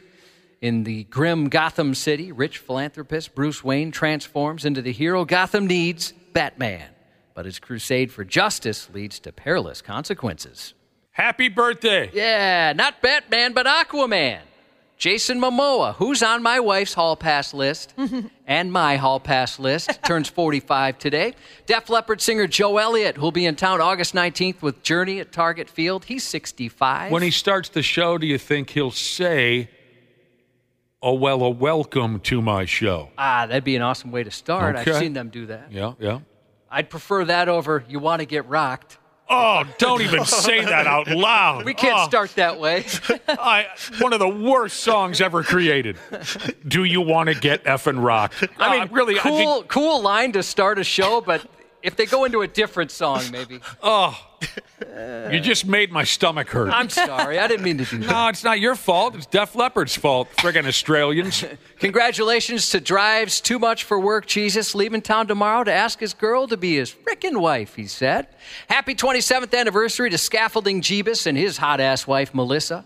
Happy birthday to Ranger to Lund Jesus from Thick Bag Skin Jesus. And Reed, he's turning the big 06 today. Happy birthday, buddy. Your dad runs in the dark, Jesus. Let us know it's your birthday today and said you're an awesome kid. And you know what? We agree. That's 93X News. Randy Shaver. That is the gentleman who showed me his butthole. On the Half-Assed Morning Show. 25 meters left for Ledecky to make more history for the greatest female swimmer of all time. She knows this is her 8th Olympic gold medal. And the greatest swimming machine we've ever seen rolls off to another gold here in Paris with a new Olympic record. Olympic champion for the 8th time. What the hell time is it? Is Randy Shaver here already? It's time. I hear him.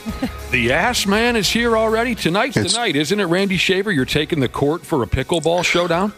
Yeah, tonight is the night. I'm a little nervous.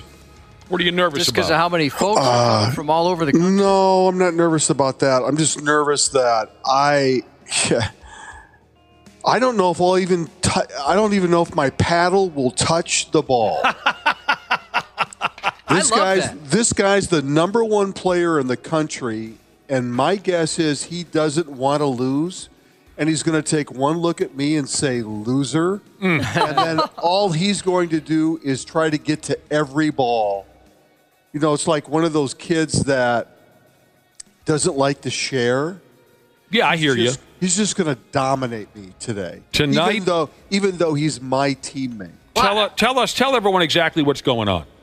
So we're tonight is the kind of the kickoff to the weekend of the Summer Slam and Jam, which is it's turned out to be, you guys, the largest pickleball event ever in the country.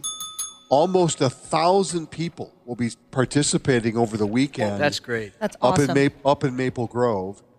But tonight is a pro-am, so there's it's a kind of celebrity pro event for fun, right? Right. So it's myself, Chad Hartman from CCO Radio, Eric Perkins, former Marcus Sherrills from the Vikings,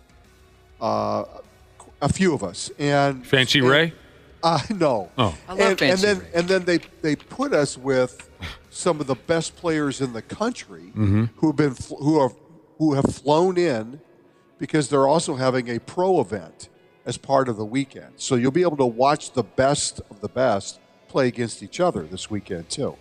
And you're pairing up tonight. I'm up with Rob Nunnery, who is the number one player in the country. So if folks swing by Pimps and Paddles up there in Maple, or what did I say? 5:30 is when it's Pimps not Pimps. that sounds like a gentleman's Pints, club. for Christ's sake. If folks swing by Pints and Paddles. Don't screw the name. I'm not screwing. That was an accident. I really did. I did not mean to say Pimps. That wasn't an accident. When he's making weekend plans, he got confused. It was. Right. I know the joint you're talking. I went to high school with the gal who runs the joint. I'm not trying to start any trouble. That was an honest accident. If folks swing by tonight, of course, they can donate to your cancer research fund, and they can see you team up with the best pickleball player in the world. Right. Dude. Good luck, right? You're nervous. So, it's going to be, it'll be from 5:30 to around 7:30 tonight. Okay. And then if you go on the website, all weekend long, there's music. There's different bands that are playing all weekend. There's an outdoor bags tournament at Pints and Paddle. And all the proceeds are going to my cancer fund. So it's a big weekend. And my thanks to Tim and Tammy, who own Pints and Paddle, put all this together. It's going to be fun. Congratulations on the success of this gimmick, first time out. First time out for us doing something with them. And they were already planning to do something like this. Mm-hmm. But when they partnered with us a few months ago, it kind of mushroomed into this huge project, which we hope will be will be a big support for Minnesota's cancer community. So he hopes it'll be an anal thing. I mean, an annual thing. So now that was on purpose. That one was on purpose. Yeah. Well, nice work, Roseanne, and only Roseanne. Oh. And Heather. But I understand why you're nervous. I mean, there's a good chance this top dog pickleball player in the whole world, there's a chance he's not going to like you at all. Oh, there's a good chance. And there, like I said, once the competition starts, because he's playing against another pro across the net and another, I may go up against Perk in the first game. Who knows? Mm-hmm. I don't know if Perk's a good player. I know I'm not a good player. But the thing is, the two pros, they know they're good players. So there's going to be a lot of domination, I think, which should be fun, could lend itself to be very hysterical. He might turn to Randy and just say, "Look, pal, stay out of my friggin' way." I'm kind of hoping he starts yelling at you. I think that's great because I love my stepson is very, very good, and I love being on his team because I really can just sit there and text people or do whatever I want because he'll take over the game and dominate. I want this. I have a feeling I'll get the evil eye that I usually get from my wife, but I'll get from him. You're going to hit a couple into the net, and he's going to look at you as if to say, "Don't do that." Well, the unfortunate thing for you is it's just like when I'm on my stepson's team is you'll probably become the target like I do. They'll realize, we're going to keep it away from the young guy. There's a weak spot on the team. That's right. Yeah, dude's going to say, "Hey, wimp." Yeah. Let me tell you something. Anything to the left, I'll take. Anything to the right, I'll also take. Exactly. I bet you a guy like that doesn't want to lose in any situation. Exactly. All right. It could be pretty funny. And so let's say someone wants to swing by and get a look at you. 5:30 to 7:30, you said would be a good time? Yeah, that's the time where this pro celebrity event's going to take place. And it'll be at the indoor facility at Pints and Paddle. All right. And then throughout the weekend, competition will not only be there, but there's outdoor courts in Maple Grove that the city of Maple Grove put together, brand new courts, and that's where some of the action will be this weekend. Everybody go on up there. I bet parking will be a bitch tonight. The friggin' wife last night brought up the idea of showing up at Pints and Paddles tonight to get a look at you, so I might wander into the joint. Oh, my. I might heckle you from the sidelines. If I can get within 100 feet of you, I don't know. It's going to be a big crowd. Yeah, I'm sure that won't be a problem. Josh, do you have a megaphone? No, I don't. We have one here in the building, though, somewhere. Do you have any dried dog feces? I got a whole bag of it. Well, at least it's dry. So I can toss it from the upper deck over there. Well, that's an exciting deal. Here's a text from No Hawk Welder Jesus who said, hey, Randy, be careful. My next-door neighbor broke his hip in half playing pickleball a couple months ago. I know. Broke his hip in half. It can happen. There's no doubt. It can happen. Mitch Anderson. Oh, Sorry. I'm so used to just reading the names of these listeners. Maybe I just read a listener's full name. I didn't mean to do that, Mitch, but I pulled the Ron Burgundy right there. I just read it. Well, might as well just go all the way. His phone number is 763-5. When is pickleball going to be an Olympic sport? Mitch wants to know. I don't know. That's got to be coming, right? Oh, I think so. It's an international sport right now. Oh, I didn't know it was international. Oh, yeah. They play everywhere. So you think it would be approved someday? I think so. Just because everybody's playing it, right? So now here's an interesting question, at least in my head. Tell me if I'm wrong. Pickleball has been so embraced by the old timers. Do you think that the old timers might look at it as a snub if the Olympic pickleball team is a couple of 20-year-olds? Do you see what I'm saying? Where the old timers are going to say, "Hey, that's our game, pickleball," and now you're putting these young kids into the no. It should be old people competing in the pickleball tournament. I think you could argue that table tennis back in the day was more an old people's game than it really was a kid's game. Okay, and it's kind of evolved into, as we see in the Olympics, it is a young person's game when it comes to Olympic activity. You got to be, because your reaction times have to be that of a young person. Exactly. So I would guess that probably the same thing would happen, that if pickleball does advance to an Olympic sport, that more likely than not, because they're not going to do age groups at the Olympics. Got to be fun to see a 75 and up. It would be fun. It would be. Just go to your local gym. You can see that. That's right. I don't disagree, but I think that it would, likely end up being a young person's game. I've got a buddy. He's looking for an apartment, and he sends me some of the the amenities, right? Yeah. For these different places, and more of them they advertise. We got a pickleball court. Check it out. Yep. I can't believe how much this has exploded over the last couple of years. But I wonder if that first Olympic Games comes around and pickleball is in the mix, and Team USA is made up of 5 21-year-olds, if the old timers will say, well, F you pickleball, I'm going to go back to playing buck euchre. You know what I mean? Sure. I think you should start a team, and you could call it Pimps with Paddles. Trademark, Nick, 2024. Pimps and Paddles. Ashley's over there not saying anything. She loves paddles. She's got one hanging on her wall, unfortunately. I do. Yes, I do. Did you know that, Randy? That grosses me out. No, I didn't know that. Tell him that story. Oh, no. I have, I guess, like a beating paddle that I just keep hung on a hook. It was really awkward when my mom came to house it because I forgot to take it down. She likes to dish out whoopings, Randy. She does. Oh, you like to be the person that gives it? Yeah. Receives it? Both, but my boyfriend doesn't like it. God. He'll like run around the house from me. I'm like, come on, let me just hit you a couple times. Well, my wife used to have what was called a polenta stick. So if my kids would be naughty, she would bring out the polenta stick to, paddle them and let them know you can't do that, right? Because that's the way she grew up. Yeah. This is not the same thing. No, it's for different purposes, and kids should not be involved. Exactly. Waffle's pretty good with a kendo stick. I was just going to say, I got a kendo stick. He's pretty good with a kendo stick. I mean, it's like a Steve Blackman type. Bash it over people's heads. So, hey Ashley, I know your boyfriend a little bit now. Yeah. Beat his ass.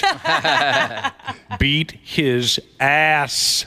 I can get that done today. Medical Device Jesus is mentioning a couple of companies who are building new campuses locally, and they're putting pickleball courts there as one of the amenities for employees. It's a crazy freaking The only thing I'll say about all that is you'll know when pickleball's in your neighborhood because you can hear it. Yeah. You hear the Right? dinks. Bumping. It's a very loud, it can be a very loud sport, for sure. Did everyone get a chance to see the sadly I did not make the Olympic team videos? Yes. Dude, those are so funny. Have they been posted on the 93x.com, Ington? Yes, but I think I have to move them to the top. Randy, you should see these. These are a lot of fun, and everyone's been talking about it. It appears to me, tell me if I'm wrong, everybody, to be videos of gals who were on their high school or college gymnastics team, and they have awkward video of embarrassing crashes and whatnot, falling hard off the balance beam, or fallen hard off the uneven bars or whatever you call that thing.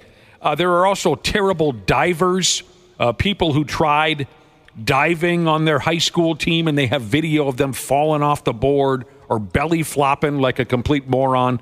It's all good fun, embarrassing videos of people failing at gymnastics, and now they've made this website or something, and it's called Sadly I Did Not Make the Olympic Team. There was one lady, was it the uneven bars where she's flipping around? That was so bad.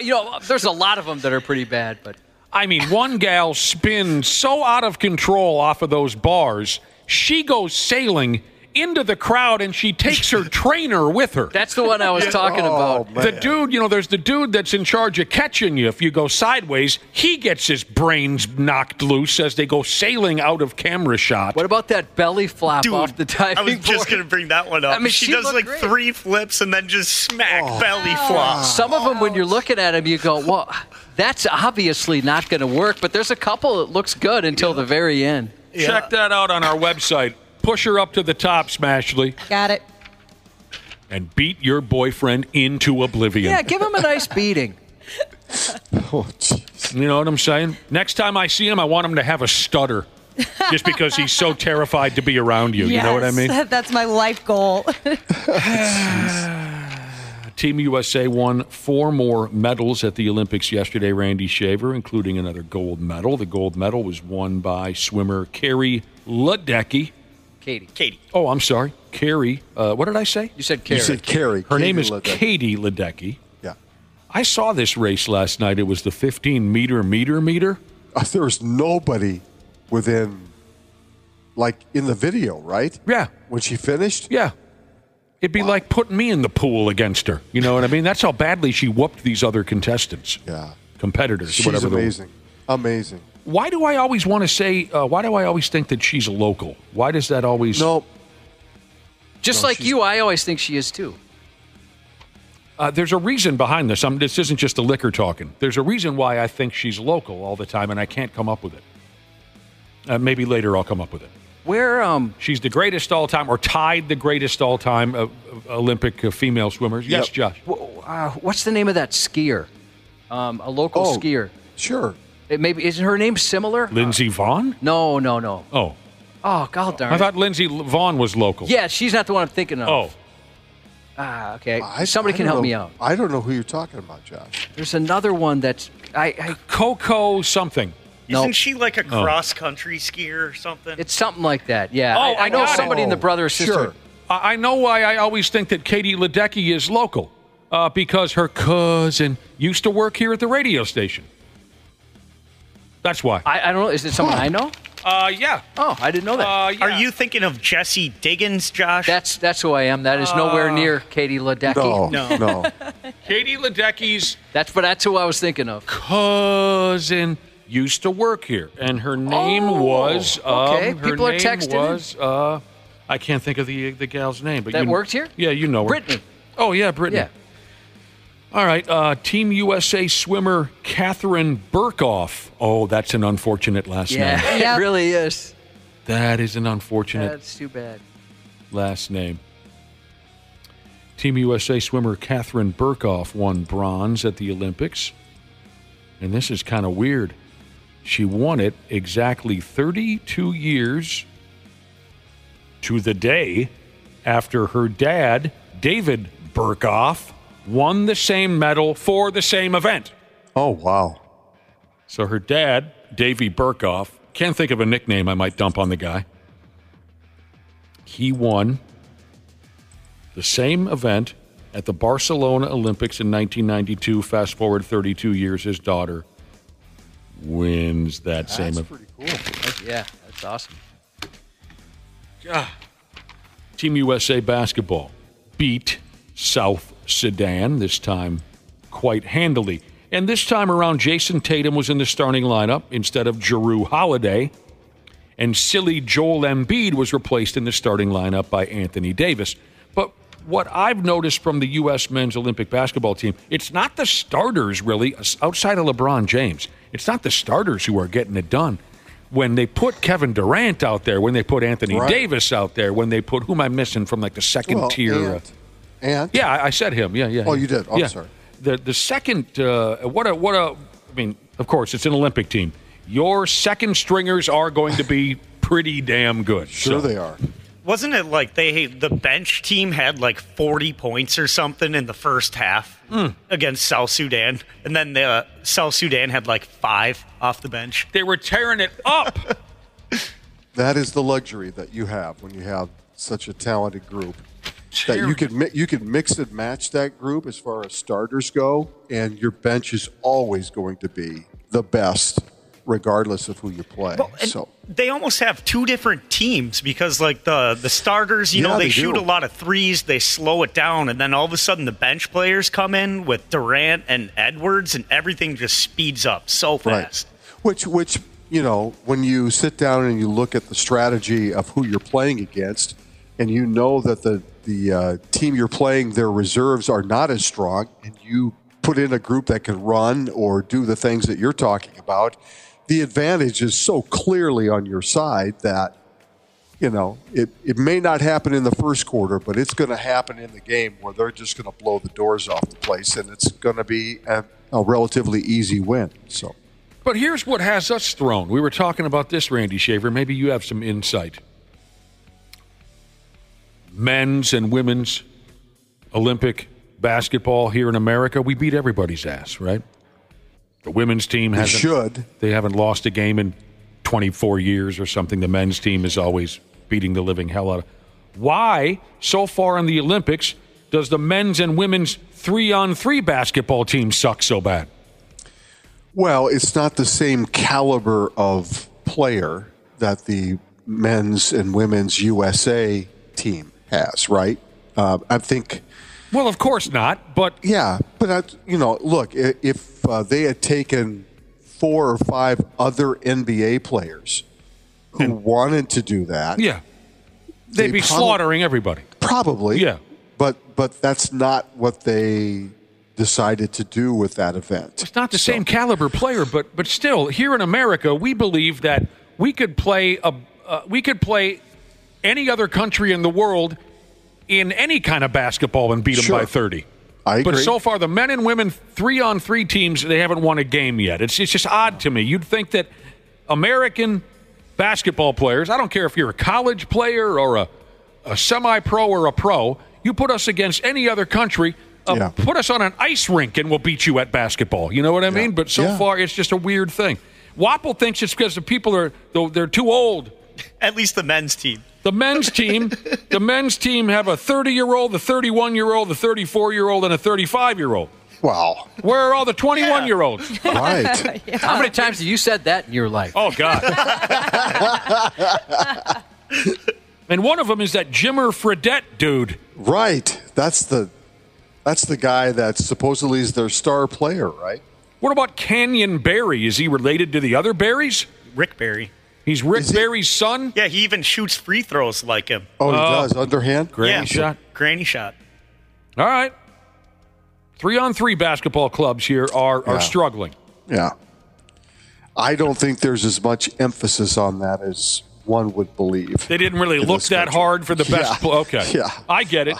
I don't think there was that much of an emphasis. Oh, I'll tell you what.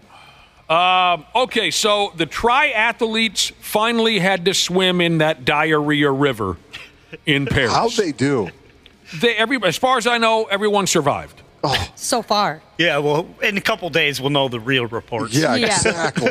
Yeah, it's not just E. coli, it's F and G. coli. Yeah. Do you have to wait a few days even, though? If you were to swallow some of that, I think you would know pretty much right away. I think you'd know right away if you have breath. Yeah, exactly. Oh, God, you're just brushing your teeth over and over again. Oh, ew. So I watched some of the highlights of the triathlon where they had to jump into the This is women's too, right? Both of them went at it yesterday. Both. Okay, all right. They all jumped into the Turd River there in Paris, and then they got on a bicycle, and then they ran around a little bit. That's why they put together the triathlon. God. Can you imagine the smell? Oh, it's got to be awful. Oh. That's one event I'm not watching live. Oh. The worst I saw was when they got on the bicycles. They were all crashing their bicycles. Maybe because it was raining or something. But anyway, so they made it. Wow. Now, one U.S. triathlete had an interesting approach leading up to jumping in that river. Says here he's a kid that goes by the name of Seth Ryder. Or maybe he's not a kid. Maybe like the Olympic basketball team, he's 36 years old. I don't know.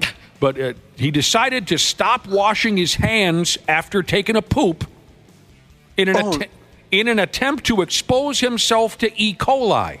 Oh, my God.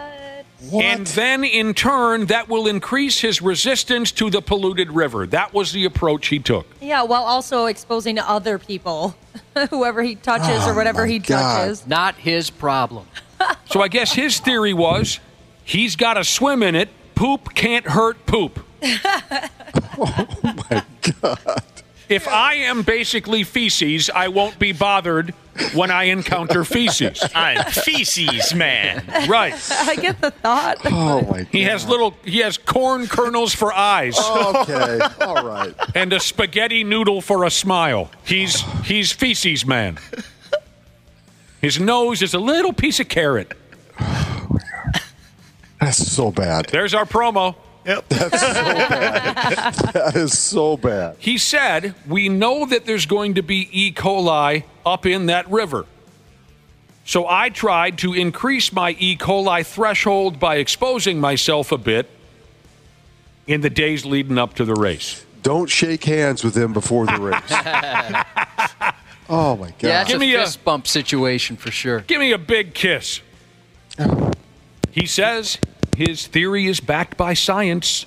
There are proven methods. Really? So maybe we'll find out in the next couple of days what intensive care unit he's in. And How'd your son die? Oh. We can send him a card. He was an Olympic athlete. Oh, man. That's so gross. I'm sorry. Yeah, that's how he went through with it. It kind of sounds like an excuse of someone who is caught not washing their hands after going number 2. Sure, right. And they just come up with that, and it's like, well, I guess I can't argue with it. Well, I was never much of a hand washer at all. You never washed your hands. At all. Up COVID. Until COVID came to town. And I don't know. I think I held, how does a person say this? I hung in there as far as staying healthy. And maybe that had something to do with it. We've discussed this a million times. You build up some kind of tolerance to germs and things like. Yep. I don't know. Now I'm a regular hand washer. Good for you. I'm starting to slip back into my old ways.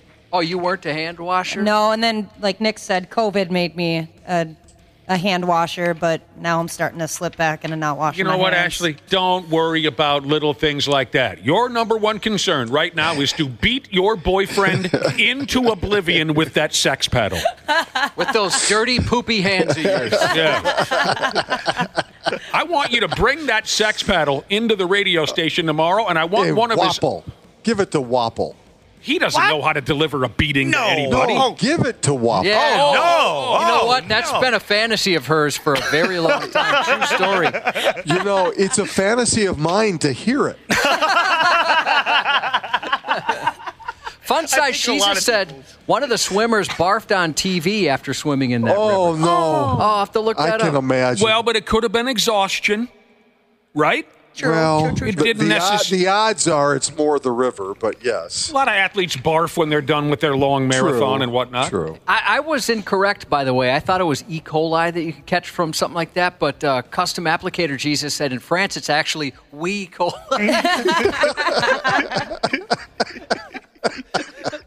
The spelling of that joke makes it so much better. Yeah. You are such a sucker for those kinds of jokes. You love puns. It's Oui-coli.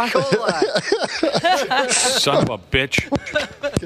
If you give Wapple a whooping with that sex paddle, you know what? I'd come in studio for that. Yeah. Oh, really? All right. I can make your fantasy come There'd be true. a lot of tears. Does it pick up body hair, that paddle? Because that sumbitch will look like a cat tree. That's a very good question, Nick. It'll look like a cat bed. I'll put some glue on it beforehand. Oh, this is a listener sent me in. A listener sent me in a funny joke. he took a picture of his television while he was watching the women's beach volleyball. Now, I've watched a little bit of women's beach volleyball at the Olympics, and some of them cover themselves up, but some of them still go ahead with the tiny little bikini vibe, right? Listener sent me in a picture that he took of his television screen during a beach volleyball event, and these particular ladies are not wearing much. And he said, been watching the beach volleyball for 10 minutes, and there's already been a wrist injury. Oh, my gosh. Yeah. Oh, God. So it looks like it was a Canadian swimmer. After he got out of the river, he vomited 10 times. 10 times? That's not exhaustion. Yeah, there's more going on there. And it almost, like in the video, it looks like there's another athlete, too, who's about to puke. Oh, God. Oh, no. Well, I sent you the video, Josh. If they're going to continue to host these triathlons in turd rivers, they should get Pepto as their number one sponsor, don't you think? Yeah. Sure. Oh, gross. What happened? Yeah, that's all river water he's barfing out. Yeah. Oh, dude. So you're seeing the video of the man spewing river water as Oh, and then God. there's like a still photo, and you can see like the brown in the water. Oh, okay.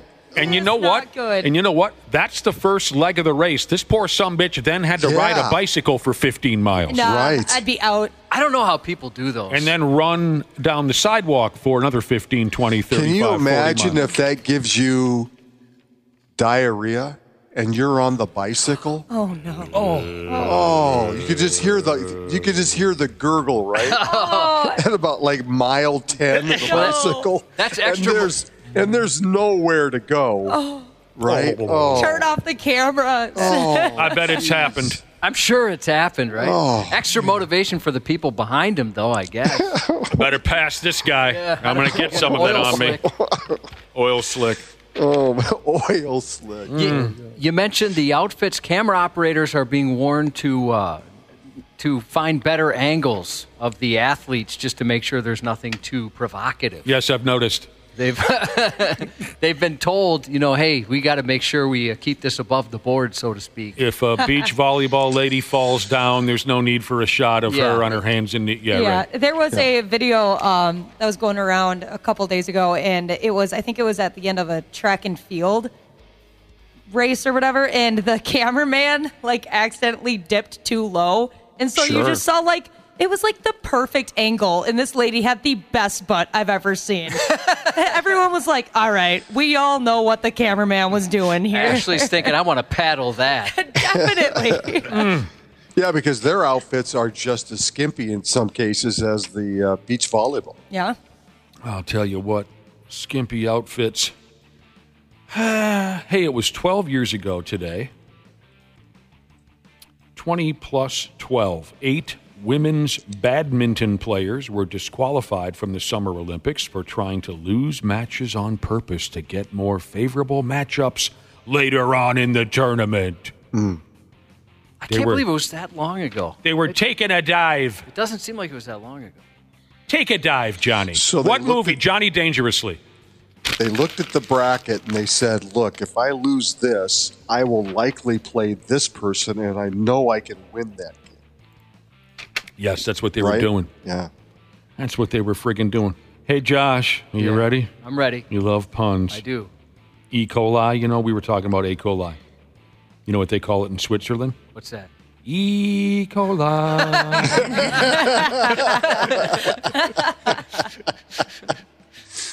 Bastards. That'd be awesome if you're in the doctor's office and the doctor has to phrase it that way if they tell you what's going on. Mm-hmm. Well, I'm sorry to tell you this, sir.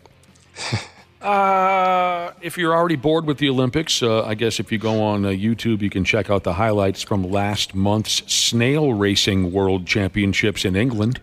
Did you guys watch this? No. I thought it was kind of fun. 2024 World Snail Racing Championships. And we have a world champion, ladies and gentlemen.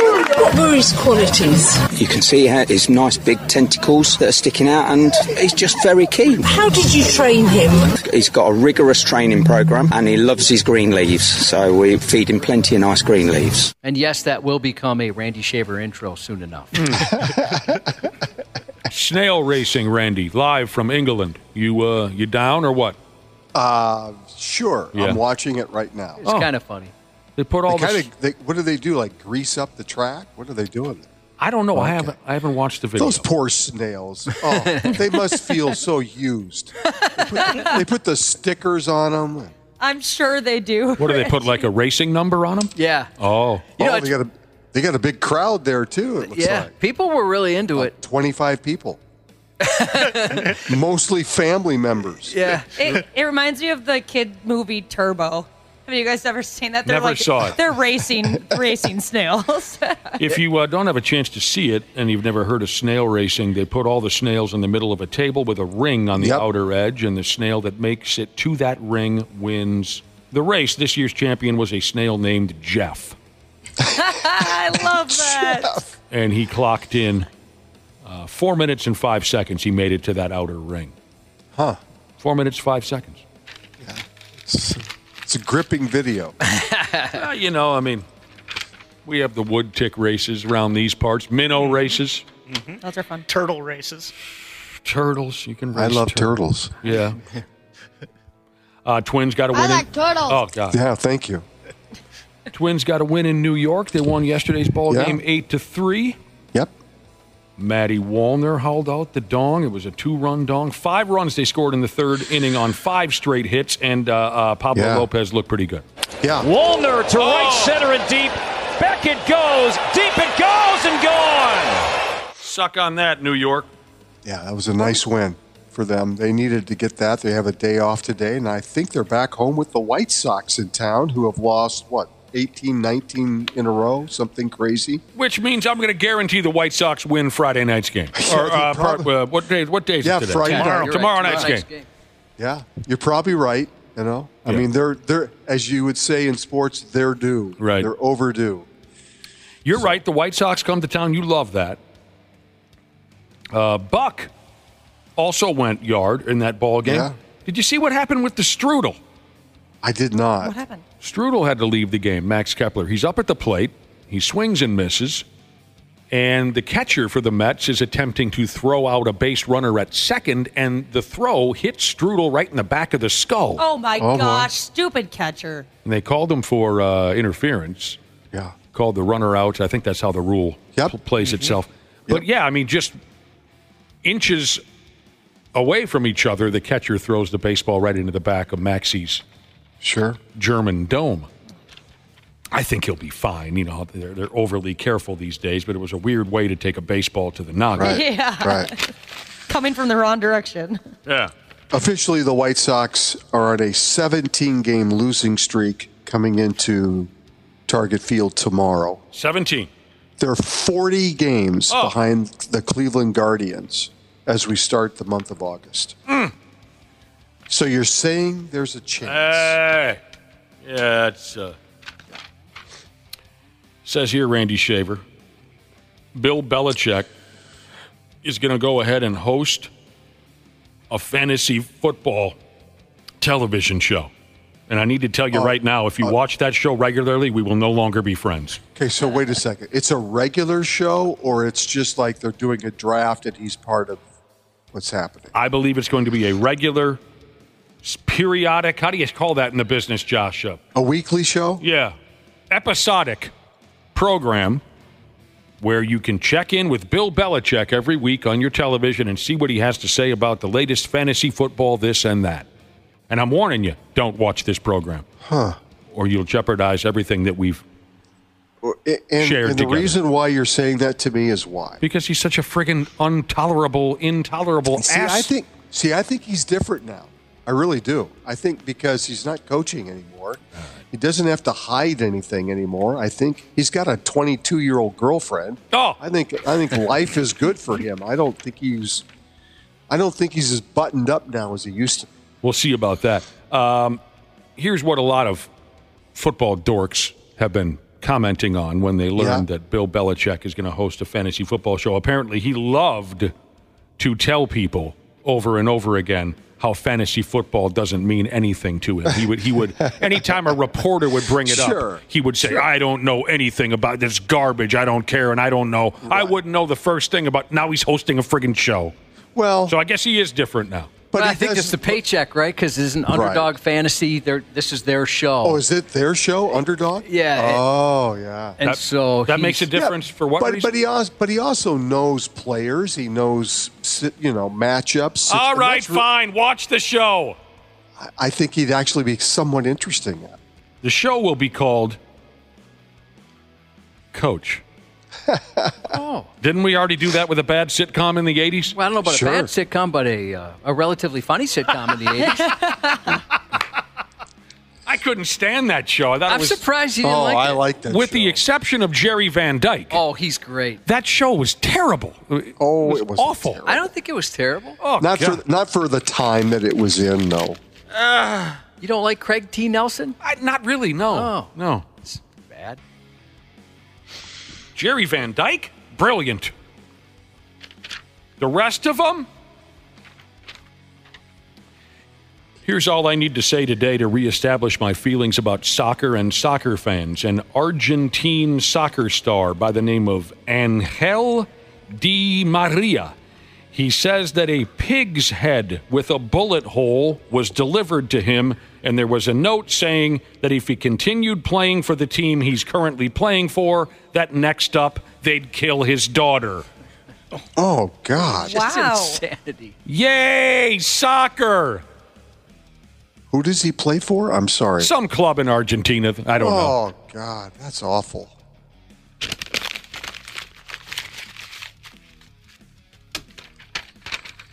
Did everyone see the fish that Nick Leddy caught? No. Local guy, right? Yeah, I played for the Eden Prairie, right? Yeah. Nick Leddy. Yeah. What do you guys know about sturgeon fishing? I've seen them. I've heard of it. They are huge. Yeah, I've never caught one, but I've seen them caught. The one that he caught was almost as big as their boat. I don't know that he was, that he caught it on. It looks like a monster. Oh, my gosh. Nick Leddy, I guess, he and his dad like to go up to, British Columbia and fish a joint called the Fraser River with a group of professionals called the Sturgeon Slayers. Oh, that's sweet. And year after year, they catch these friggin' monster sturgeon. And the one that Letty caught here a couple days ago is 10-plus foot long. That is a dinosaur. I've seen a few of these monsters. I've never seen anything like this. It's a dinosaur. It's a monster, whatever you want to call it. It does not note in here how long it took him to catch the sumbitch, because that's one of the things that I've always heard and seen is hauling one of these things in, pack a lunch. Yep. Mm-hmm. My dad and I and a few other people many years ago up at Lake of the Woods were down rigging for walleyes, and we kind of kept hovering over the same hole, as you might imagine, because we were raking in these big fat-ass walleyes. There was a little boat out in the middle of nowheres on Lake of the Woods with two beer-bellied locals. I bet we circled this boat for an hour, and this one poor bastard was still trying to reel in a sturgeon. And we were making fun of him. I mean, the guy was cooked. The other guy in the boat just having fun with how long it took him to... And I guess that depends maybe on what you're fishing with, the gear, your level of experience with... But it doesn't note how long it took, Nick Levy. I just saw on one of the posts on Instagram on Sturgeon Slayers, they say it took 20 minutes.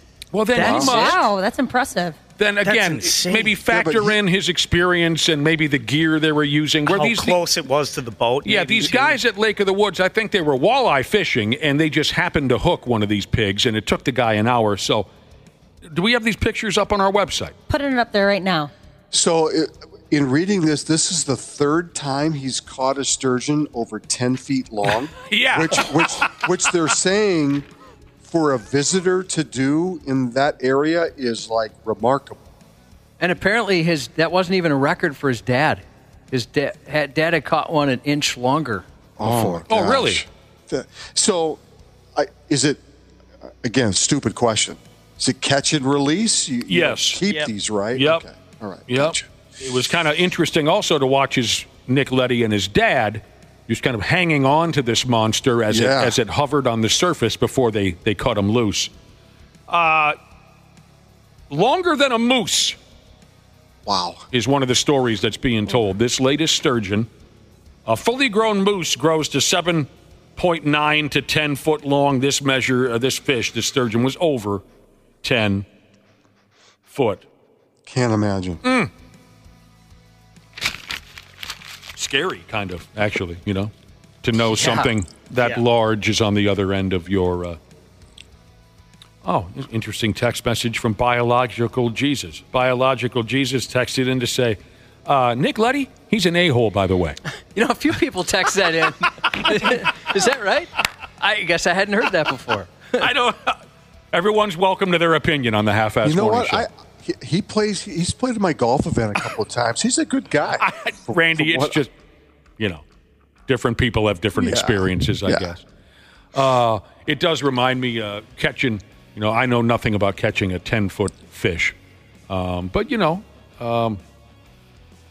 I came near a wall hanger up at Lake of the Woods. If I remember right, I think the slot limit up there was, I don't know what it was, 5 walleye per person between 15 and 17 inches, and then you could keep one over 28, I believe. This was years ago. I don't know how often these things change, but I caught a 27 and a little over 3/4 inch walleye. So I almost caught my wall hanger, but I don't have any trophy fish. But it reminds me of one time in our fish house on Lake Minnetonka a number of years ago. I'm fishing with Merzo, half man, half immersing, who was a walleye killer. I bet that was fun. Walleye fear Merzo. Probably kept you entertained. Oh, God, always. And the other guy in the house is Curtis, right? And Curtis hooks into something special. You could tell right away by the bend in his rod, and don't get cute with that, and by the way he's fighting this fish. Curtis, also a very experienced walleye fisherman, you could tell he had something special. And at one point or another, that walleye kind of passed directly under the hole, and we could all tell this is a wall hanger. And poor bastard Curtis gets that friggin' thing right up to the hole, and I think, it was a long time ago, he reached in and it shook free from the hook, that right? Is the worst. And Curtis was devastated. Half man, half immersing, shows no mercy. He puts his hand on Curtis's shoulder and says, yeah, don't worry, Curtis. That kind of thing comes around, once every 15, 20 years. Oh, God, that was funny. Just let him have it. So anyway, maybe someday, Randy Shaver, in your free time now in retirement, maybe you want to try to go catch a monster sturgeon. It sounds exciting, but I think my time has passed on that. So. Oh, man. We'll get you a back brace and some Bengay and everything. You know what I mean? I've got that already. You got that already. We can use Wapple as bait. Yeah. There we go. The only thing I'm missing is the paddle. That's all the thing I'm missing. Ashley can help you there. Yep. Josh, those sturgeon are bottom feeders, so we tie a couple of cinder blocks to Wapple's ankles, find them on the bottom of the lake. Oh, my God. They just, that really grotesque kind of sucker that they have, sturgeon. It just inhales Wapple. I'm just gone forever. How long can you hold your breath? I don't know. Like an hour? No. Oh, God, no. Oh, wow. Shoot, I wouldn't have checked on you for a long time. That's good to know. Well, hey, Randy, don't hurt yourself tonight now. Yeah. Fingers crossed. All right. Yeah, good luck. And congratulations and good luck. You got a hell of a deal going. Maybe I'll see you later on. Plenty of folks, I'm sure, will be heading up there tonight at Pints and Paddles to see Randy and everyone play pickleball. We'll talk to you tomorrow, son. Sounds good. Thank you very much. We'll be back in a few minutes on the Half-Ass Morning Show. Did you know that Standard Heating opened its doors over 90 years ago? That's right. Tony Ferreira opened the doors in 1930, now ran by his granddaughter Claire Ferreira. Call Standard Heating and Air Conditioning today and experience the customer service and care that holds true today. It is savings on a stick season with Standard Heating and Air Conditioning's State Fair specials. Deals on deals on deals that can save you thousands. Visit standardheating.com for all their State Fair deals. Standard Heating, providing the comfort you deserve since 1930. Former Navy SEAL Sean Ryan shares real stories from real people from all walks of life on The Sean Ryan Show. Tucker Carlson, what is it that you think that people gravitate I'm not towards? self-aware. I refuse to be self-aware. I don't even look in mirrors at all, which you can probably tell from my appearance. I don't have a crazy high IQ, or I really don't have that many skills. I would say my main skill is I believe my instincts. I don't hesitate to follow my instincts, ever. To the extent that I have, I've gotten in trouble. The Sean Ryan Show on YouTube or wherever you listen. Half-assed morning show 93. I think I have malaria or something. It's just so cold in here, and then I heat up. Then my body temperature skyrockets, and then I'm cold, It's hot. weird. Cold. It's weird in here. Menopause or something. It's leprosy. The armadillos. Leprosy. Oh, yeah, you got to stop hanging out with armadillos. Oh, all right, you bastards. Welcome back to the program. What are we looking at? 8:27? If you don't mind going back to the Olympics real quick, I got a few text messages just like this, and it struck me funny. We were talking about the triathletes yesterday. They finally had to go ahead and swim for miles in that diarrhea river in Paris that we've been hearing about for months and months and months. A few people texted this in. In 20 years, there's going to be a television commercial that says, if you participated in the 2024 Olympics and swam in the Seine River, you may be entitled to financial compensation. Yeah, it sounds about right. I mean, you haven't heard one person say, well, outside of a couple politicians there, say, hey, you know what? Everything's going to be fine. Most people are saying, this is very bad. You're putting yourself at risk. Has anyone even heard from the mayor since she's been in the river? Has anyone seen her? That's a good point. I haven't heard from her, seen her. E. coli. E. coli is the greatest fear there. Anyone here ever anyone here ever had E. coli? I haven't, no. Nope. Luckily. I've been tested a couple times when I've had like food poisoning and stuff like that. Well, okay, good point. Maybe food poisoning. I've had food poisoning. Maybe it was E. coli, and I guess I just didn't go to the doctor for it. But I certainly have to say, I'm not trying to be a dick, but I really enjoy your food poisoning stories. I do. Oh, dude. Like I said, if you enjoy throwing up things your neighbors ate, get food poisoning. It's crazy because it's like after the 100th time you throw up, then you just feel like, oh, okay. That's exactly right. Not trying to be mean, but I am very entertained by your food poisoning stories, especially when you describe how, you're basically nude in your bathroom and it's the ejections, the releases, I've been told it's just like front, back. Yeah. Back, front. I never front, had the back. And then back, front. Mine was all front. I never had the back. It's a very humbling experience to sit on a toilet with a trash can in your lap. Oh, boy. Not to confuse anybody, we used to play back or front. It was a different meaning. When I say front, back, I mean like top side, bottom side. Long top side release, and then some bottom side. Long bottom side release. That's what I've heard about food poisoning. I'm sorry, I can't help it. That's hilarious to me. Listener wants you, Josh, to sing the food poisoning song. I don't know the food poisoning song. Yes, you do. I do? Am I missing it? No, I think the other day I challenged you to sing a song that... Oh, gotcha. The other day I also challenged you to sing a song that didn't exist, and you you freestyled and did quite well. I thought there was a real song there. Okay. A lot of folks in our listening audience want us to keep talking. They want a further discussion on Ashley's sex punishment paddle. Oh, no. Do you mind, Ashley? Sure. I love talking about my paddle. How did you... You do? What did you call it? My paddle. She loves talking about it. Okay. How did you acquire such a paddle? Was this an on-purpose purchase? Maybe a gag gift somebody gave you? It was an on-purpose purchase. So for the what I'm afraid it's for? Yep. Really? Was this a request from a lover or something you wanted to do? No, it was a surprise. Yeah, I thought, hey, check out this thing. This could be fun. And was this intended to use on that person or vice versa? Vice versa. Interesting. Oh, okay. Vice. So you said, hey, use this on me. Yep. If my wife ever did something like that, I would think it was a trap. I would think social services were around the corner. She was looking for an easy way to get divorced. You will give me a beating tonight, and you'll give me a beating good. Yeah. I would assume there was something going on.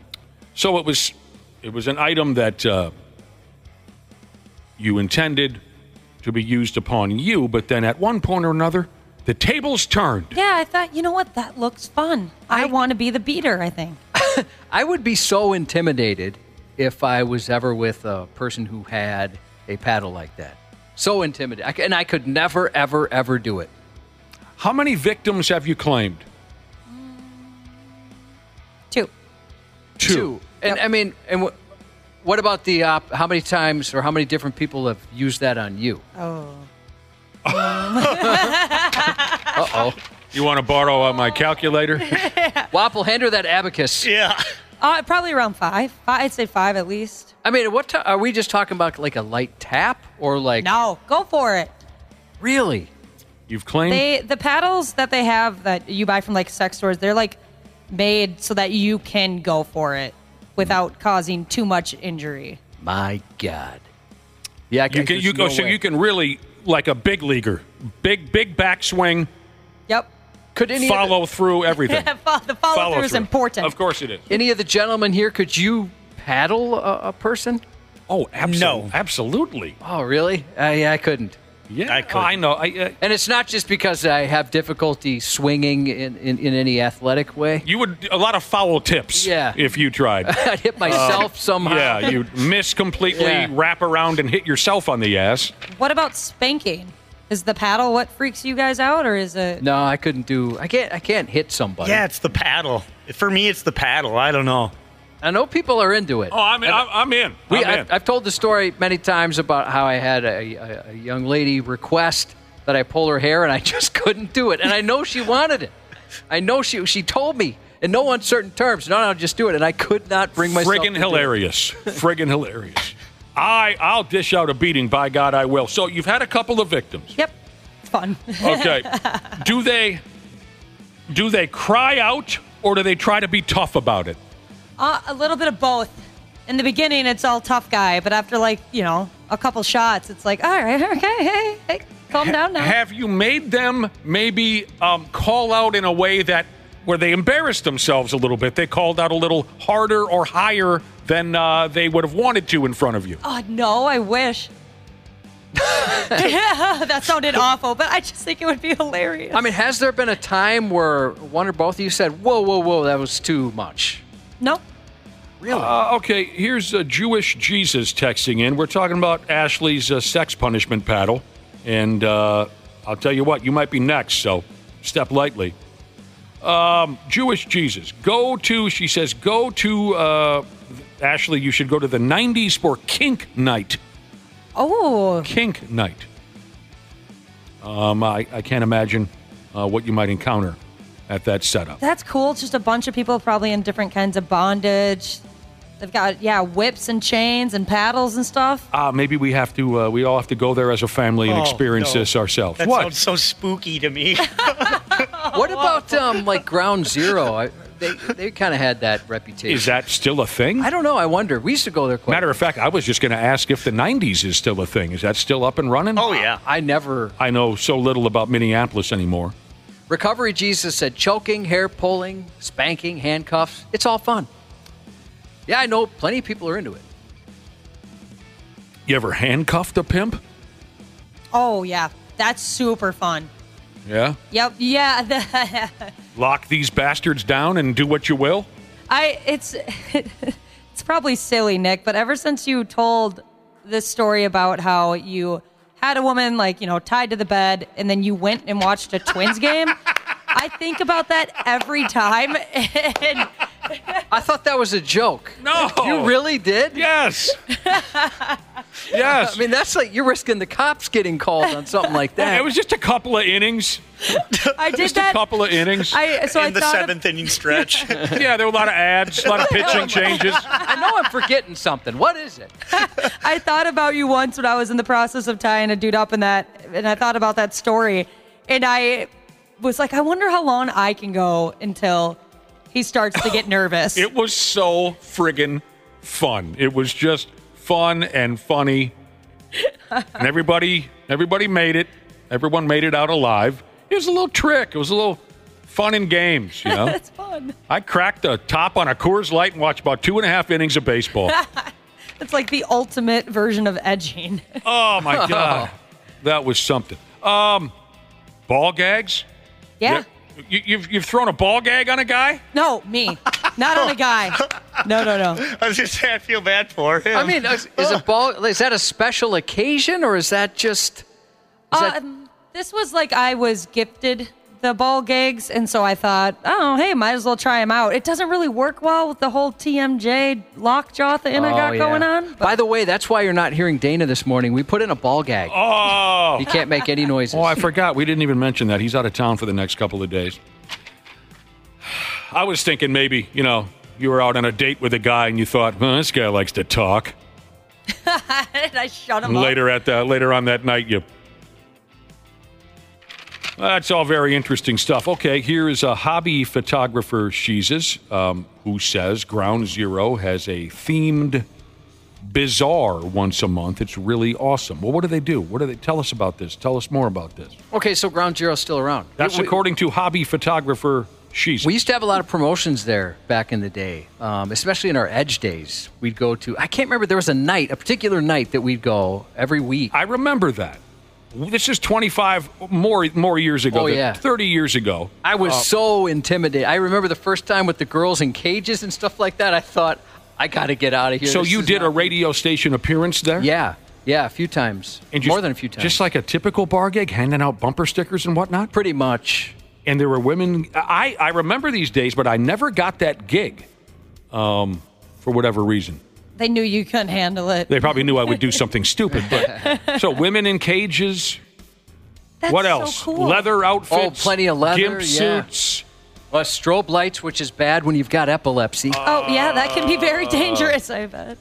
Oh, I'm on their Facebook page right now. It looks like tomorrow night they have a goth ball.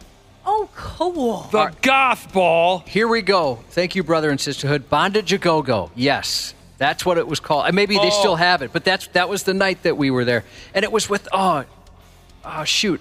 I wish I could remember his name. He was a DJ, not like a radio station DJ, but a really popular DJ that would play songs locally. In the 90s, I have no idea. He even had a show on the Edge.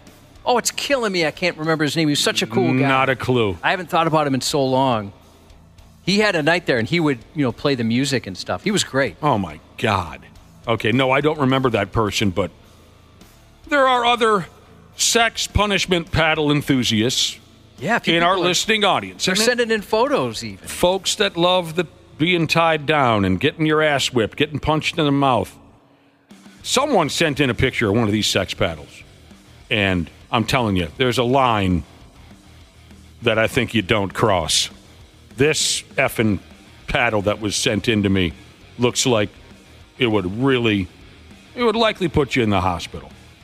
I guess you build up a tolerance. I don't know. The paddle I'm looking at is not for beginners. All right, I got the name. Greg Comstock. He was awesome. So he was a wiki DJ. Yeah, he had a show on the Edge. So talented. He made, the mashups I really enjoy. Yes. He did that back in the day, back in the mid to late 90s. He was one of the innovators. One of our listeners says last weekend he ended up having his gear cuffed.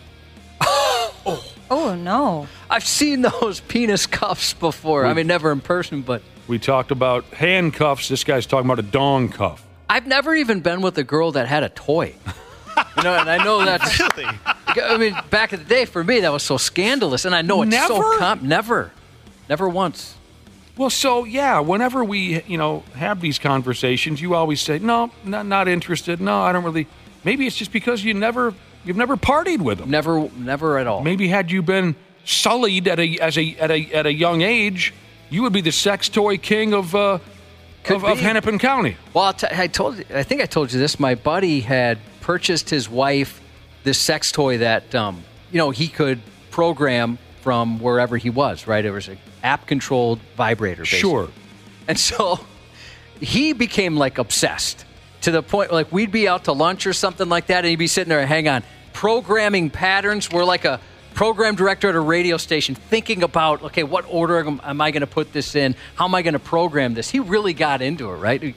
It meant a lot to him. Yeah. And it worked out for her. She appreciated the effort. So he liked it so much, he bought one for my wife and thought, hey, you guys should try this out. Oh. And never used it. She gave it to a girlfriend of hers. Oh, that's just silly. I thought that might be kind of fun, but yeah, I never Never happened. A few listeners are texting in about my career as a butt bongo player. Back when I used to play the butt bongos, I guess similar to paddling, I guess. I saw you do that. Oh, it was a lot of fun. I remember the first night, that doesn't make any sense because we have a morning show. The first morning, we had some of the girls of Rick's Cabaret in here with their little bottoms, and I played butt bongos. I played along to Aces High, 2 Minutes to Midnight. Which one's Aces High? I played along to Aces High by Iron Maiden on the bottoms of 5 Rick's Cabaret girls, and it was so much fun. And I did it a couple times, at Toys for Tatas. It became a gimmick for a brief period of time. My butt bongo career was brief, but I remember the first time all the girls were lined up, and I said, "There's one rule. As I'm on my knees with my face at butt level, I said, there's one rule. If you fart, I'll kill you." What else did I have here? Ashley from St. Cloud Plumber Jesus. We're talking about Ashley's got all these tools of torture that she likes to use on dudes other than her boyfriend. St. Cloud Plumber Jesus says, check out a place called Temptation Resort in Cancun. You ever heard of the joint? Oh, never. Temptation Resort.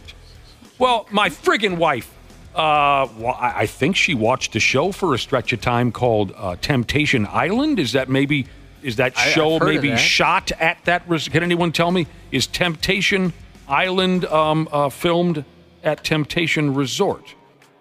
And the show was, if I remember, and she watches a lot of shows like this, get 5 hot ladies and 5 guys who think they're handsome, and they're all single, and they hook up, and then they fight, and that was like the gist of the show. Oh, they have like all natural areas. So you go nude. Okay. Wow. You might like hedonism then, Ashley, in Jamaica. Nick and I were there a couple times for radio station trips. That might be your thing. What's their thing? They're just like this? Well, Nick and I had very different experiences. You go in the resort, right? It's beautiful. It really is beautiful. Food's awesome, all that kind of stuff. There's a nude side and a prude side. And so you choose which way you want to go. Now, and a purgatory. Is there I don't remember the purgatory. Yep, there was a prude side where you could not be naked. Right. There was a middle ground purgatory type of a beach where you could be one or the other, and there was a nude side where you had to be nude to hang out there. If you had clothing on, they'd physically remove you from the journey. And we mentioned this before. The rules on the nude side were far more strict, where if you show up wearing clothes, they didn't appreciate that at all. But the nude people always made it over to the prude side without much resistance. Very funny. It's noon. We're trying to eat lunch, and here come the naked people, right? But if we would have done that in reverse on them, they would have come at us with their wrinkled gear and beat us to death. But anyway. Temptation Island, they change different locations that they film at every season. Okay. But the first season, it was filmed in Belize. Belize, Dad. We were just talking about that. Where your dad always wants to move to. He always wanted to go to flippin' Belize. My God. Look up the text from St. Cloud Plumber Jesus. What are we looking for? The most recent text, he sent a picture of his wife, her outfit from the Temptation Resort in Cancun. Oh. She believes Ashley would enjoy that outfit. Holy cow. Oh, wow. She's a babe. Yes, she is. Wow. Lucky man. I'll tell you what. Well, I bet she's a lucky gal as well, Ashley. That's true. Well, don't hurt anybody, Ashley. I'll try not to. No promises. Now that we've been talking about, what you like to do behind closed doors, I sense that, you're getting excited about it. I just don't want you to hurt anybody. When's the last time it's been used? Is it just something that... Like novelty? Yeah, rarely ever comes off the wall there? It's been a while because I haven't been able to find it since the move, so it's been at least a year. Oh, you don't even know where it is right now? Yeah, I can't find it. I've looked. Just can't find it. I bet your boyfriend hid it. Yeah, it's in the fire pit. That's so true. He probably did. What a brat. The 93X Half-Assed Morning Show. Yeah. Well, we got to get going again. here shortly. We do. We really started something when we got into this conversation about Ashley's sex punishment paddle. And, we branched off to things like handcuffs and, I don't know, I don't think we talked about the candle wax gimmick, but we got into the whole, what is that, what do you want to call that? S&M? What's the definition? BDSM? What's that? BDSM? BDSM. I never know I don't know the brand names for all this stuff. I always fall short when it comes to that, but that's the conversation we got into. Okay, places like Ground Zero, places like the 90s where they have little parties and little shows. Here is 80s metalhead Jesus, who texted in to say he once joined in on a dominatrix gimmick at Ground Zero. It sounds like he volunteered. He was stripped down to his underwears. He got tied up and eventually caned in front of 300 to 400 people. Oh my God. And he said it was freaking awesome. He took a terrible beating. Some of that humiliation kink in there a little bit, I'm sure. Humiliation kink. Boy, she really speaks the language, boys. I know. She does. It's concerning. She knows all the... but anyway, we got to get going. There's only so much we can give. There's only so much wind in our sails. Coming up in a couple of damn weeks, Metallica is coming to town, and the word is they're going to stay for 3 days. 2 shows scheduled over there it's at the new Metrodome, right? Mm-hmm. Mm-hmm. And we got a couple of parties and whatnot that probably it's about time we give you a heads up on. So the first of the 2 shows Metallica's playing here in town is, oh Christ, maybe I don't have this information correct. Friday, August 16th. Thank you. Friday, August 16th, their first show. So the 17th they have off. Then they play another show on the 18th. Do I have that right, Josh? Yeah, they're doing a takeover that Saturday. Metallica's taking over our town. On their off day, they're going to commit to taking over Minneapolis. We're going to have some kind of bowling party with the Metallica crew. Oh, Josh, there's your cocaine hookup you were wondering about yesterday. Yeah. Good call. There's your cocaine hookup. We're going to have some kind of bowling party with Metallica's road crew on that off day on the 17th when they're taking over our city. And then also, says here right in front of me, there's going to be some kind of a photo book signing hosted by Pablo. I would really like a Pablo autograph. I would. Oh, I don't think he's going to do the signing. So then what are we talking about here? I think that's going to be more Metallica related. What? Yeah, maybe he'd sign something for if you really wanted him Pablo sitting there with members of Metallica at some kind of a photo book signing event. Says here now, a full list of these activities can be found at 93x.com. So look that up on that off day on the 17th. You could go here. You could go there. You could go to both events.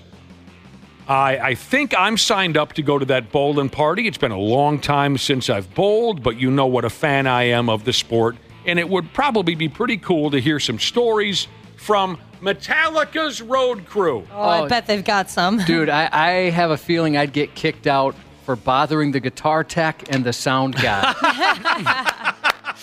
Remember that one time at that one tour when you guys did this? What was it when you had the guy catch fire at the beginning? Well, that was, I don't know, 20 years ago probably. At least, right? The Metallica tour where they pretended.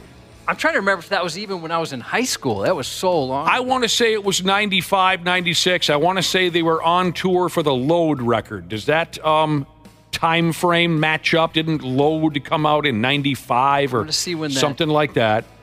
That tour, they pretended like a member of the road crew caught on fire and was running around the stage fighting for his life. Oh my gosh, that's horrific. Yeah. Are you checking dates on that? So yeah, I'm seeing a Reddit thread on it, so this says 96 or 97. Okay. And, of course, the gimmick was that a good number of us were going to believe that there was a member of the road crew dying on stage by burning. It was all just a little shock value to the show. I remember friends telling me that it was legit, right? That's how, when I first heard it, they're like, yeah, seriously, this dude died, and they talk about everything collapsed. Oh, no. I was like, oh, my God, I can't believe I haven't seen this on the news. This is terrible. Oh, no. What a horrible thing to happen. Yeah, they'd kick me out in a heartbeat. So the 17th, the in-between day there. Check our website for what's going on. We've had a couple of really pleasant experiences with Metallica. One of them was a phone interview we had with Lars Ulrich a number of years ago, and it really was one of the best times I've ever had while interviewing a rock star, a big-time rock. He was just such a fun individual that I'll always reminisce and think back to that experience. So if anyone, Metallica fans or whatever, get a chance to meet Lars, I hope you have a similar experience, because we just had a riot with the guy. And then there was another tour when after the show, now this is way past my bedtime, and don't get me wrong, I was a little crabby about this. After Metallica played a show at Target Center, a select group of people, sorry, mere mortals, not all of you's got an invite to this sumbitch, a select group, we got to walk across the street to First Avenue and hang out with Lars and James for a little bit. And it was also just a really cool, I thought, if I were Lars and James, I'd want nothing to do with this. I'm exhausted from a long show, but they were just great, great people to hang out with. So I hope some of you get to have that happen. And I'm sure you'd have that same experience. You remember the Lars interview, right? Oh, he's great. He was a blast. And sometimes you get a rock star on the phone, and the last thing they want to talk about is their career, or they just don't want to talk at all. Lars is the complete opposite. We talked about everything. He'll talk about whatever you want. God, I forget there was somebody's ass he wanted to kick. Anyway, we had a good time with Lars. So there you go. Big weekend coming up in a couple weeks for you acid rockers. Now, she might need to change her name, but congratulations to Alcoholi Jesus, 3 years sober today from Corn Dog Jesus. Alcoholi. Yeah, Alcoholi Jesus. Sending best wishes to Original Handyman Jesus. He's been in the hospital a couple days. He's having some heart issues, so get well soon, brother. His wife, Vikings fan Jesus, wants him back home healthy ASAP. Happy birthday shout out to the smoke show of a wife, Natalie. That is from her boo, Smuzak Jesus, I'm guessing that's Smuzak, that's what he listens to. Happy birthday to Noah from Electrical Jesus. Birthday shout out to the best dad in the world, Shingle Holland Jesus from I Welded It, Held It Jesus. And happy birthday to Stripping Sparky Jesus. The 93X Half-Assed Morning Show. 93. The 93X Half-Assed Morning Show podcast is sponsored by Standard Heating and Air Conditioning. New episodes drop each weekday. If your podcast platform has ratings, go ahead and give us 5 stars and maybe give our enemies 1. Thanks, and here's a word from our sponsor. It is savings on a stick season with Standard Heating and Air Conditioning's State Fair specials. Deals on deals on deals that can save you thousands. Visit standardheating.com for all their State Fair deals. Standard Heating, providing the comfort you deserve since 1930.